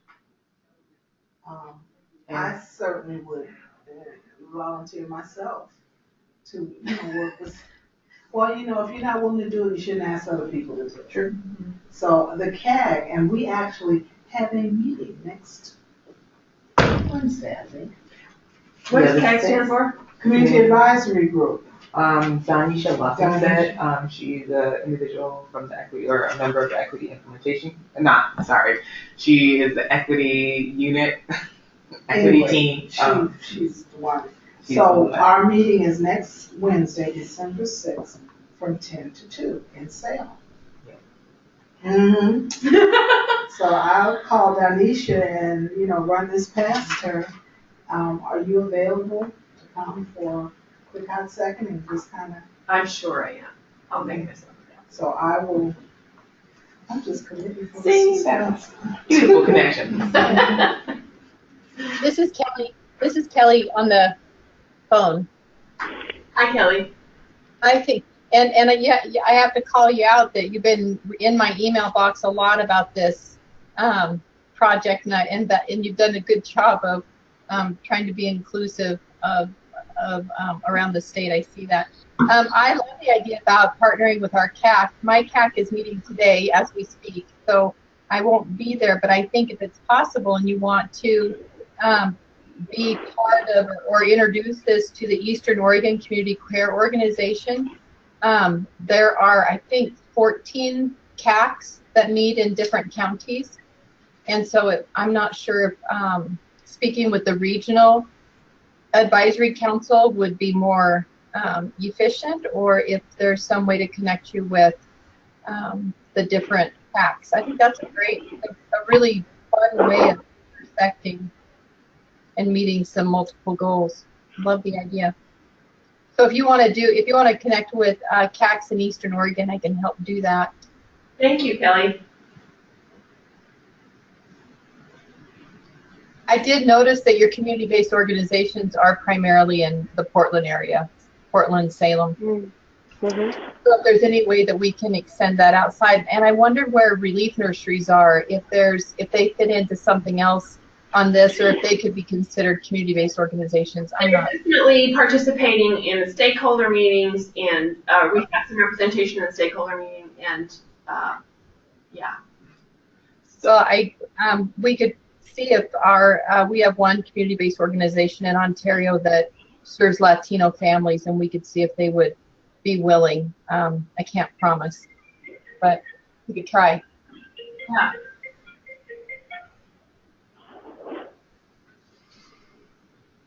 Thank you. I'm looking at our timeline, and I wonder if we want to talk questions. Yes. So these questions really were originally driven by ideas from stakeholders that came out of the data meeting, looking at what's missing in the data. And then they kind of moved to, after we sort of developed the stakeholder, with help from the stakeholder group and RTA and research partners, looked at research questions. From there, we kind of started brainstorming questions that then went to various family engagement subgroup. I think the Children's Institute was on there. We had staff at OHA and ELD involved in that. We had researchers also looking at those, and from there we had parents looking at those family questions, and from there they went to our stakeholder group, and really everybody who's been kind of on our broader email list who participated in the data meeting to help us get some feedback on them. And that's the third document you have in front of you. So it shows some of the questions that originally came up on the April 6th meeting that people felt they wanted to know more about. And the research questions, it's kind of a crosswalk over on the left-hand side between the questions and then the research questions that they address. Well, I guess the first thing that comes up for me when thinking about, there's no possibility that you're going to be able to pose 15 questions to a focus group within, like, if you had even if you had an hour and a half to have enough time for conversations and stuff like that. So I guess my first thing would be like kind of what you're planning around, like, strengthening those numbers. And I think also just, how do you kick off the community engagement from an asset-based, strength-based kind of position. I would guess, like, my preference would start with question 2 to bring that in there to be like, what are those inherent strengths of your community? So as you're going through the questions, like, that jumped off the entire conversation. Thank you. Yes, my questions to you today are really kind of what jumps out at you, what's uncomfortable, and what would you prioritize? Those are sort of what I'm working with today is, yes, we have way too many questions, and what is it that we think? Which ones are the most important ones that we would ask? If we have 6 to 8 questions we can ask in say, an hour, a 90-minute session with a small group of parents. I guess what would help in this conversation, like, what are your intended outcomes? Not to say that you want specific answers from parents, but at the end of it, like, what would be success for y'all? I think hearing about values, parent values, and perceptions of their young children,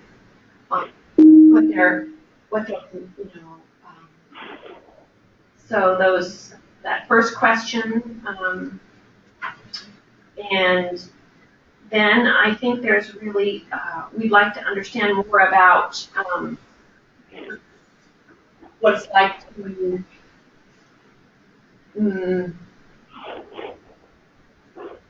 feel you can, what it's like to try to access services, what that experience is like, and to really paint more of a picture for the descriptive picture of those pieces that we can share back.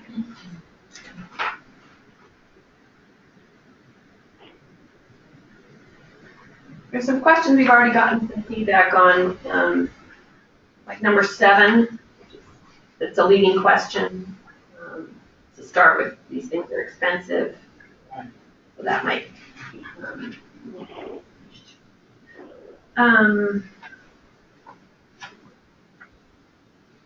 But maybe we could just start with kind of what are your initial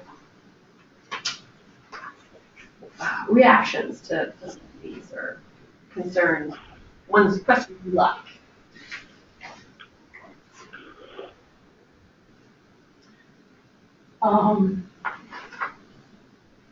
I'm looking at question number 14.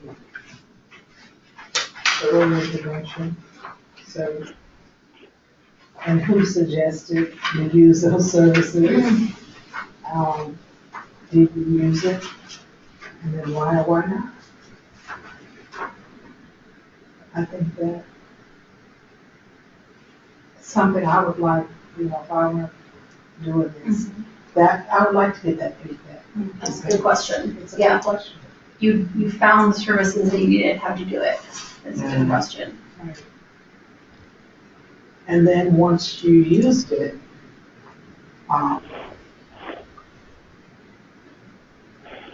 you didn't use it, why or why not?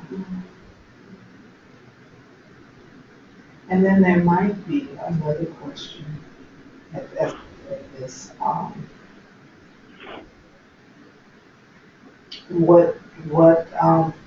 what did you like about the services, or something like, what was the outcome? Yeah, if you did use it. And do you feel it's been, has it been successful? Yes. Or like, would you recommend it? Yeah, would you recommend it to other people? I kind of feel like this kind of leaves you hanging. It kind of starts you on a path, but then it's like, okay, so I didn't take my child, and I didn't have transportation.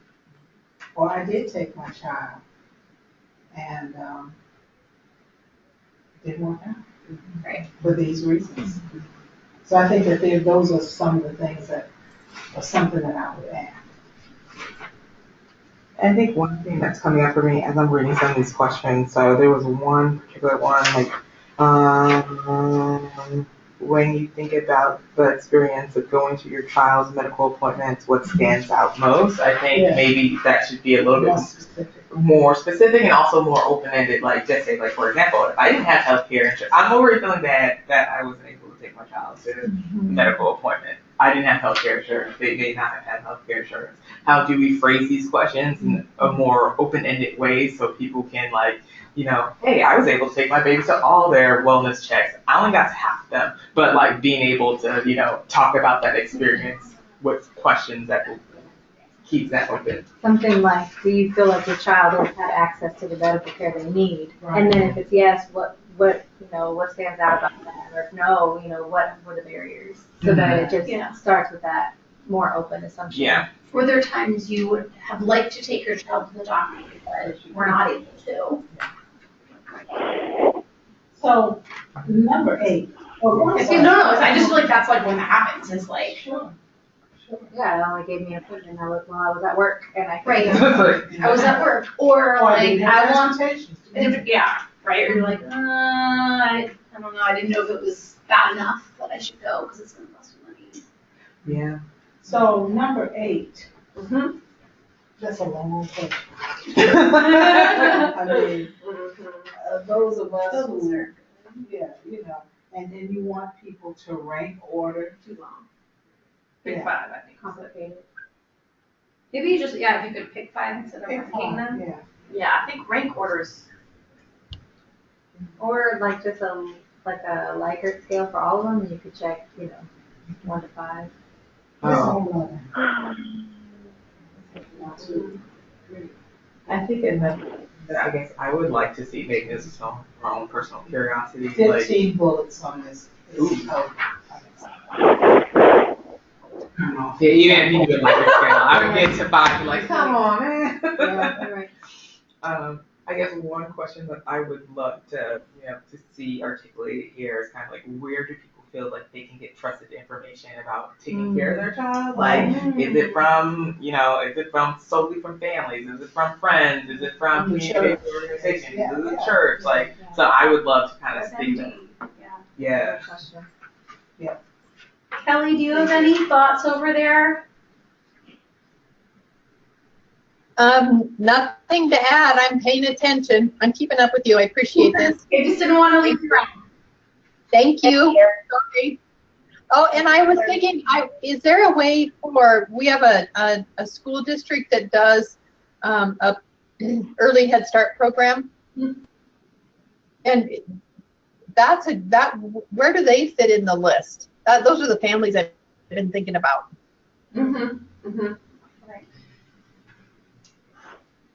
Well, I think I mean, I think they would fit into the parent list. Like, I don't think like the placement of those parents or because they're accessing certain programs would preclude them from, you know, participating in like a parent like survey. Okay, good. Thank you. So one of the issues that is also under consideration is that some of these questions could be offered in a written format. You know, if somebody's coming to a focus group and they've got a few demographics that we're asking for on a piece of paper, there might be something else that people could also be a written format on that. And could be part of the focus group process. So we have people there. And we could, you know, we have a little. I'm interested in question number 11. I wonder if that could also be expanded to include other reasons that services aren't available. I feel like the question about what services do you wish you could access that weren't available to your child more broadly would be really, really important information. So not just because of when it's available, but maybe I'm not eligible, maybe I don't have documentation, maybe I paid $2 too much. Maybe we need it. That's what we also need to hear. What are the other things that are keeping families of services beyond scheduling?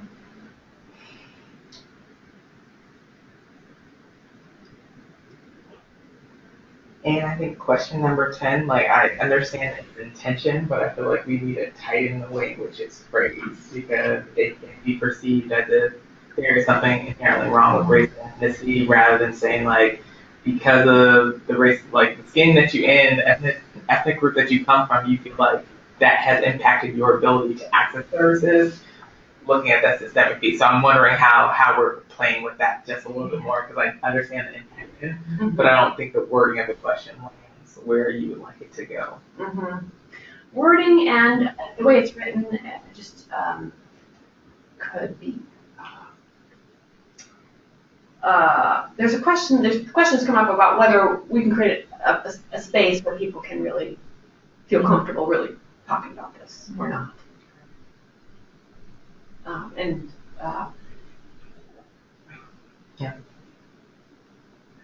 So is it your intention to have the groups that host one of these to provide the facilitation? No, well, we can to co-facilitate, for example, with facilitator, yes. And so your facilitators will be representative of the different populations. We will definitely work to do that. Okay. Because that makes a huge difference. Yeah. Just share. Yeah. And I think that needs to be a conversation at hand. Like I was going to say, like for one particular community group, like it may be like, you know, even though we may want to co-facilitate, your co-facilitator may not be the person that can elicit the responses. So do we support that like community organization or find another co-facilitator that's going to help do that? To get those responses like that already has that level of trust and like that buy-in. You know, because you know, I feel like I'm a pretty good facilitator, but like in certain rooms, but like I don't have the buy-in to ask these personal questions, and I think these are really personal, intimate questions around how you rear your child, and you know, what does that look like? Yeah. I feel like these are kitchen table conversations that you have with like, you know, a friend or, you know, you're having with like close pals around, you know, I haven't been able, like I wasn't able to take my child here or I was able to receive these services or not receive these services or, you know, here's where I felt like I got advice from or here's areas I feel like I tripped over. But and understanding that for parents in here, the state wants to know if you took your child to the doctor or not. I did every single time. You know, especially because people are used to being judged as this is a group that doesn't know what to do. Like they're and the state is taking your babies away. Or exactly. Yeah, you know, if I say that I didn't take my child to the doctor, is somebody going to say, right, you may need to look into this. Yeah. I mean, you know, it's just that issue of trust. Yeah. Which for many of our communities. It's not there, and for good reason. So you need to have someone who can kind of assure people that, you know, this is what this, your name is not going, I'm not writing down that Joyce didn't take her child to the doctor with the temperature. So it is it's a huge issue when you're talking about focus groups. On that note, we've also are exploring the need for an IRB, which kind of we haven't quite figured out yet the end point with that one, but it could delay the process. So I have a question. Yes. But I'm just gonna be real. So if you're going through an IRB process, someone is trying to do a study off of. We do not want to do a study. Okay. No, we do not. This is not research. Okay. So how is this community engagement process different from, like, just say when we did preschool promise and we kind of have similar questions? The questions are much more intimate. And because of the And there are maybe issues around confidentiality. Yes, absolutely. I would love to have a deeper conversation around rationale around IRB. Yeah, I don't know whether we're going to have to go there or not. I just know I have to. I've been asked to make sure that we kind of. And I think the IRB process is really important in the sense of it ensures that any of these questions that are being posed are not doing undue harm to the individuals that you're posing them, you know, things of that nature. But I'm just wondering around what tipped the scale with these particular questions compared to other questions that we have done in the past. And to be honest, I was like, for an IRB process to go through, you're talking about months because it's almost December already. IRB committees will go on break and they're not coming back until like end of January. So you're talking about your internal IRB process at ODE? Are you talking about ODE or I'm talking about ODE? Oh, okay, I got you. Okay, I thought you were talking about like through another Which university. might be the problem. I'll be honest with you. Maybe we need external IRB.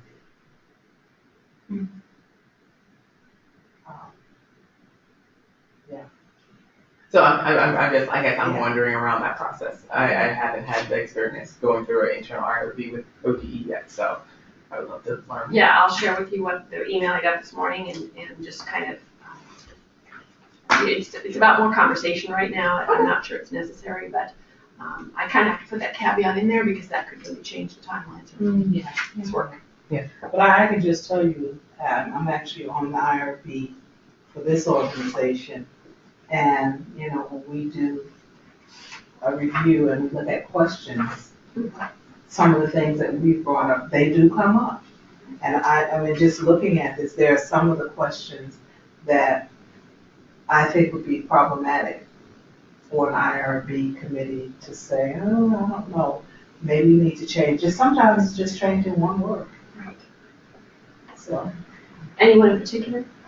Pardon me? Anyone in particular you think could be questionable? Well, we have about 2 more minutes before we have to wrap up. Okay. Oh, okay. Let's see, what's my question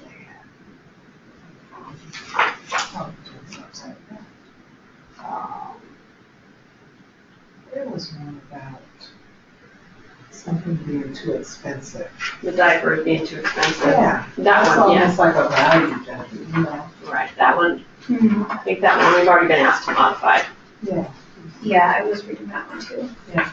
I wasn't sure what my question about it was. Well, what I would like to offer is that it would be terrific if you have a few more minutes to look at these and any more additional questions and thoughts, if you could email those to me so that I can really put all those in the pipeline as well as we try to move forward. Yeah, and also if you can send it directly to me or send it to Sharon since we're like probably just contact and then we can forward them through. So both of them. Yeah, thank you. Well, thank you so much, Elizabeth, for thank you today. for your feedback today. I'll look forward to giving you an update on where we land next.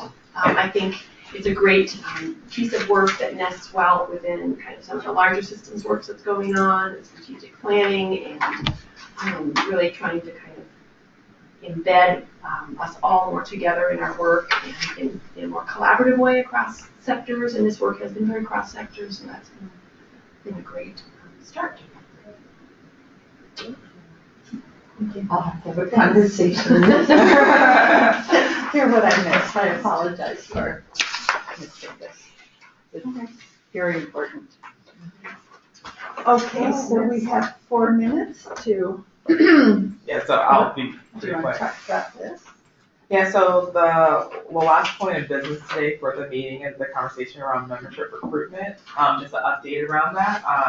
After having a conversation with the internally with earlier individual our council administrator, there's like council's going through a strategic planning process. They're also thinking about like how we're looking at committees and also membership of committees and like the how do I phrase this? Like the different types of membership that can be on committees. So until that process is done, all committees have been asked to hold like recruitment process until that is done. So they didn't want anyone to like do a major recruitment process prior to that being re-released. And then also having individuals that you recruit to your committee that may not fit this position that they have identified for committees across the board. So they're, What's their timeline? Have they said what their timeline is? I think Alyssa said January, February, for just updated information around kind of positions on committees. Am I correct? Yeah, I'll bet that's aggressive. We're starting our strategic planning in January, but really in earnest in March. And the plan is to have each of our major sector partners, so DHS, OHA, and K-12, come to a different council meeting March, April, and May to start building this strategic plan. So until we get that process started, because the organizing of getting that number, we're going to have 12 panels at each council meeting. So organizing this. How long are your meetings? 12 panels total for each council meeting. Oh, sorry. Oh boy. Yeah. It's a little more manageable. I was going to say like, oh. It's still overwhelming. It's still overwhelming. 12 people at each council meeting because multiple people on panels. Yeah. So our meetings are 6 hours long. Okay. So all day, basically. But that's where we'll be getting input from all of our partners. So staff is just going to is so focused on trying to get that organized that I don't think there's going to be the capacity for staff or council to really look at membership categories until the spring. Okay, so let me just say, one of my concerns. Except for a tribal member on this committee. Let me just throw that out. That's an exception because we know we want a tribal member and Lillian's been working on that for Me with her kid. So, okay. When I got this batch of stuff, I'm thinking, when did I get on ODE's payroll? And, our committee has been downsized because we've had people who are no longer part of the committee. And like they say, be careful what you wish for. I think I was the one who was talking about, we need to do something. We need to. Yes, don't be upset. But the thing is, that was important, and I'm really pleased that we've had the kind of impact that we've had to the point where people are writing it into their little summaries. So that's great. But we do need to have some other voices around this table. Mm-hmm. I mean, and you can say that this came from one of the advisory committee members. We need to have some additional bodies. I mean, that's just, especially if we're going to continue to be able to provide the kind of feedback that has been useful. Mm-hmm. So, take that back and just let them, we can't wait till April or May or June. So that's and Joyce, are you thinking of specific communities that are not represented on this committee now that need to have a voice? Mm-hmm. We still don't have early intervention, and I know I keep harping on it, but I think it's really important, and I know that we all have experience in that, but I think that having someone who thinks about it deeply and is as their main body of work is really important. It really includes. And I think, just based on my work with the House Bill 2016 committee, what really was brought to our attention were the needs of the African immigrant community and many of the challenges that they are faced with. And, we did have the wisdom to bring in 2 people from those communities, and it really did have an impact on the plan that we developed, because that was just something that just wasn't on our radar. And so, Parents, we've talked about parents. And I know, Rochelle and I will put on our mom hat, but it's different. It's really different. We need parents we who need that's somebody that's who they their are. sole role Yeah. at this table. Yeah, so there are some gaps that if we were able to fill those, it would strengthen our ability to provide the kind of feedback to the different people who come around this table, sharing the work that they're doing. Sorry. I had a question. I don't know. I was wondering if I should wait until after the meeting to ask you, but I had a question about if we can bring agenda items to the council or if we only get things from other committees. I had an agenda item I wanted to talk about it, so I thought I'd run it by Sue and Lillian and ask you if that was an appropriate thing for this committee, but I think it's part of the conversation about saying who are we and what are we trying to accomplish here. So I'm just throwing it out.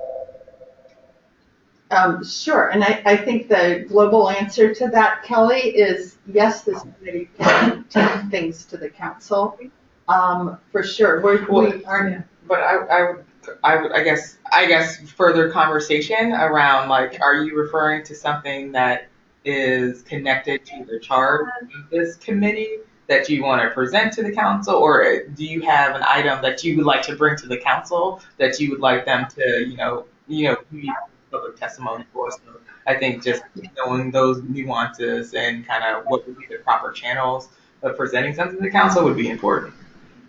So I want to back up and make sure I use the right word, because I don't think I meant to say council. I think I meant to say committee, the Equity Implementation Committee. And some of my concerns are around some challenges to the Early Learning Division or DAS or DOJ. I'm not sure, something in the contracting process that's making it difficult for small organizations to provide early learning services. And so it's causing some, it's really hard to have local people provide local services when the contracts are so cumbersome. I don't know. Really what I'm talking about today is insurance, are the insurance requirements. My small organizations can't provide those. The only way to get those kind of services is by going to larger organizations that are not local. Well, yeah, that's not. I think definitely you have to have an offline conversation, because I think there are certain components of like state contracting that we can't negate, and there's other components that we can have additional conversations on. So yeah, I think my question has to do with, can this committee provide a comment to the process of saying this is the impact, just an impact, saying we think that there is an equity issue here around some of the contracting policies. And I think that's why we have to have a further conversation, because again, like, we wouldn't want to make an impact statement on something that is a part of state contracting that is a requirement for all state contracts. Okay, so this is Joyce, and I guess what I'm hearing from Kelly is, could this committee make a recommendation that this gets looked into, or that this is an issue? And I think as an advisory committee, we can do that, because we are advisors. I don't want to. Yeah, I don't have the solution. I'm not a counselor. I just think there's a recommendation. I feel like if there's specific things that we know are written in rule for state contracting, and then that's where you and Sue come back to us and say, this is not something that, the ELD or anybody, because of these reasons. But I don't think that we're ever shut down from having a conversation about things that are concerning as it relates to early childhood services. And I'm not proposing shutting down any conversation. I'm just saying that we need to have further discussion on kind of the key components of what she would like to bring forward. Just like we would do for anyone making a recommendation of coming to EIC. But see, she's on the EIC. So if she were here and wanted to raise it, there's nothing to preclude her from doing that. And she doesn't have to have a pre-conference or a pre-conversation. If she would like to have like a robust discussion, she would need time on the agenda, similar thing that we would do for anything coming to the agenda. Yeah, I think you're both right. I think we want to make sure the EIC is in a proactive position, so we aren't just responsive to other committees or other issues going on in the council or the division. And Lillian's right that we would need Kelly to put that on the agenda so that we actually had time to talk about it. And several of us around this table know that contracting is a huge issue for the division and the council on myriad issues. Almost everything we do runs into a contract problem. Mm-hmm. So Miriam is trying to focus some time and resources on contracting and figuring out whether it's DOJ or DAS or where are the bumps. Mm-hmm. So just so you know, Kelly, this is one more example of how the contracting process in the state is just really, really challenging. Mm-hmm. And it's not just early learning, I think it's across the boards, but we can focus on early learning and we would just need to get, I think it's Brad who's doing some of this work for Miriam. Is that her? Brad. No, her COO or whatever. I'm not sure. Anyway, where's her? My assumption was that I'd send something to Lillian as staff, to you, Sue, as chair, and say, here's an idea, is this something that would be appropriate? And then you would vet it and decide what, yes or no, if it goes on the agenda. I'm not saying put it on, but I just wanted to know if we could do that. Yeah, and yeah, anyone can say anything they want here. Yeah. Where it shows up or doesn't. Okay. Thank you. Lillian's right. You've got a lot of staff support that can say, here's why. Right. It's not going to be something you want to spend time on. Oh, which is what I'm guessing. Okay. Any other random thoughts or ideas people want to throw out for the good of the order? I was just going to ask that, and I did really, I've been up since about 4 this morning, making sure that I got into these materials. Oh, jeez. So if we could get our materials a little earlier in the process, it would be so helpful. I really, and I even went, I printed out all the stuff, marked it up, and then I covered these nice little packets. Thank you for that. Yeah. But if we could just get it a little sooner, because actually I was out sick most of last week, so I didn't see this stuff until Monday, or yesterday, which is why I was up early reading. So that's just all I was just going to ask, that we get our materials at least a week in advance. And I understand. We always try. I know. Thank you, Joyce. That's something the council has been working on with staff as well. So November ends up being particularly challenging just because everything somehow gets telescoped. And is this stuff here based on, things that we didn't cover since we didn't have a October meeting? I was wondering if this was just a... Yeah, it was a mixture of items. That's what I thought. I said, we never had this much stuff at one time. It was a mixture of items, and then I think also because our agenda is dictated in some cases by the work of other committees. Mm-hmm. Now every committee is like revamping their work plan for this, this upcoming year. So we're getting kind of information around kind of those larger bodies of work and the updated timelines for work. So, probably within the next That's another couple reason why we want to fill these gaps on our committee. See, I was like, you have carved a niche for yourself. And people are Oh, coming. no, but it's nice to be able to, talk directly to people who are doing this work. So, I mean, I appreciate that. But I don't work for ODE. I don't either.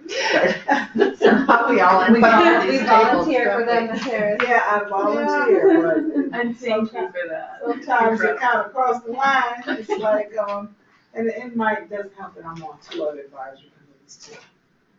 And 2 other, aren't you on like 10? I was gonna say, Feeling stretched. No, and I don't mind. It's just that, getting this a week earlier. It'd have been right before I got sick. You could have read it while you were I could have sick. read it, yeah. It was Perfect. Remember everything. We'll try. This was the a best good we meeting. can. This was a good meeting. So we're not meeting in December. Not meeting in December. Nobody's meeting in December. No one's meeting in December. Yeah, I was gonna Jesus. say, Call. if y'all do December, have fun. Count me out. Shoot, I was already counted out, so it wasn't going to happen. So Lillian, our next meeting is January something, and it's here? Or are we virtual? This would be a virtual Meeting. The 16th, it says here. Okay. I was gonna say, oh, it must have printed on the second page. Yep. Okay, so January 16th, we'll call in. And I think what Kelly said earlier about to the extent we can call in with a camera, it does sort of make up some of the gap of just voices. So we'll encourage people to do that. Even if they're in their pajamas, Carmen, that would be acceptable if you're still on. Yeah, we're like 15 minutes over. Okay, thank you, everybody. We are. Okay, bye. We're done. Thanks, Kelly. Happy Thanksgiving. Thank you, you too. I'm thankful for you guys. Thank you. Thank you. I looked for who to contact. Okay. I said to somebody that clearly was. Well, I'm I'm sorry that it didn't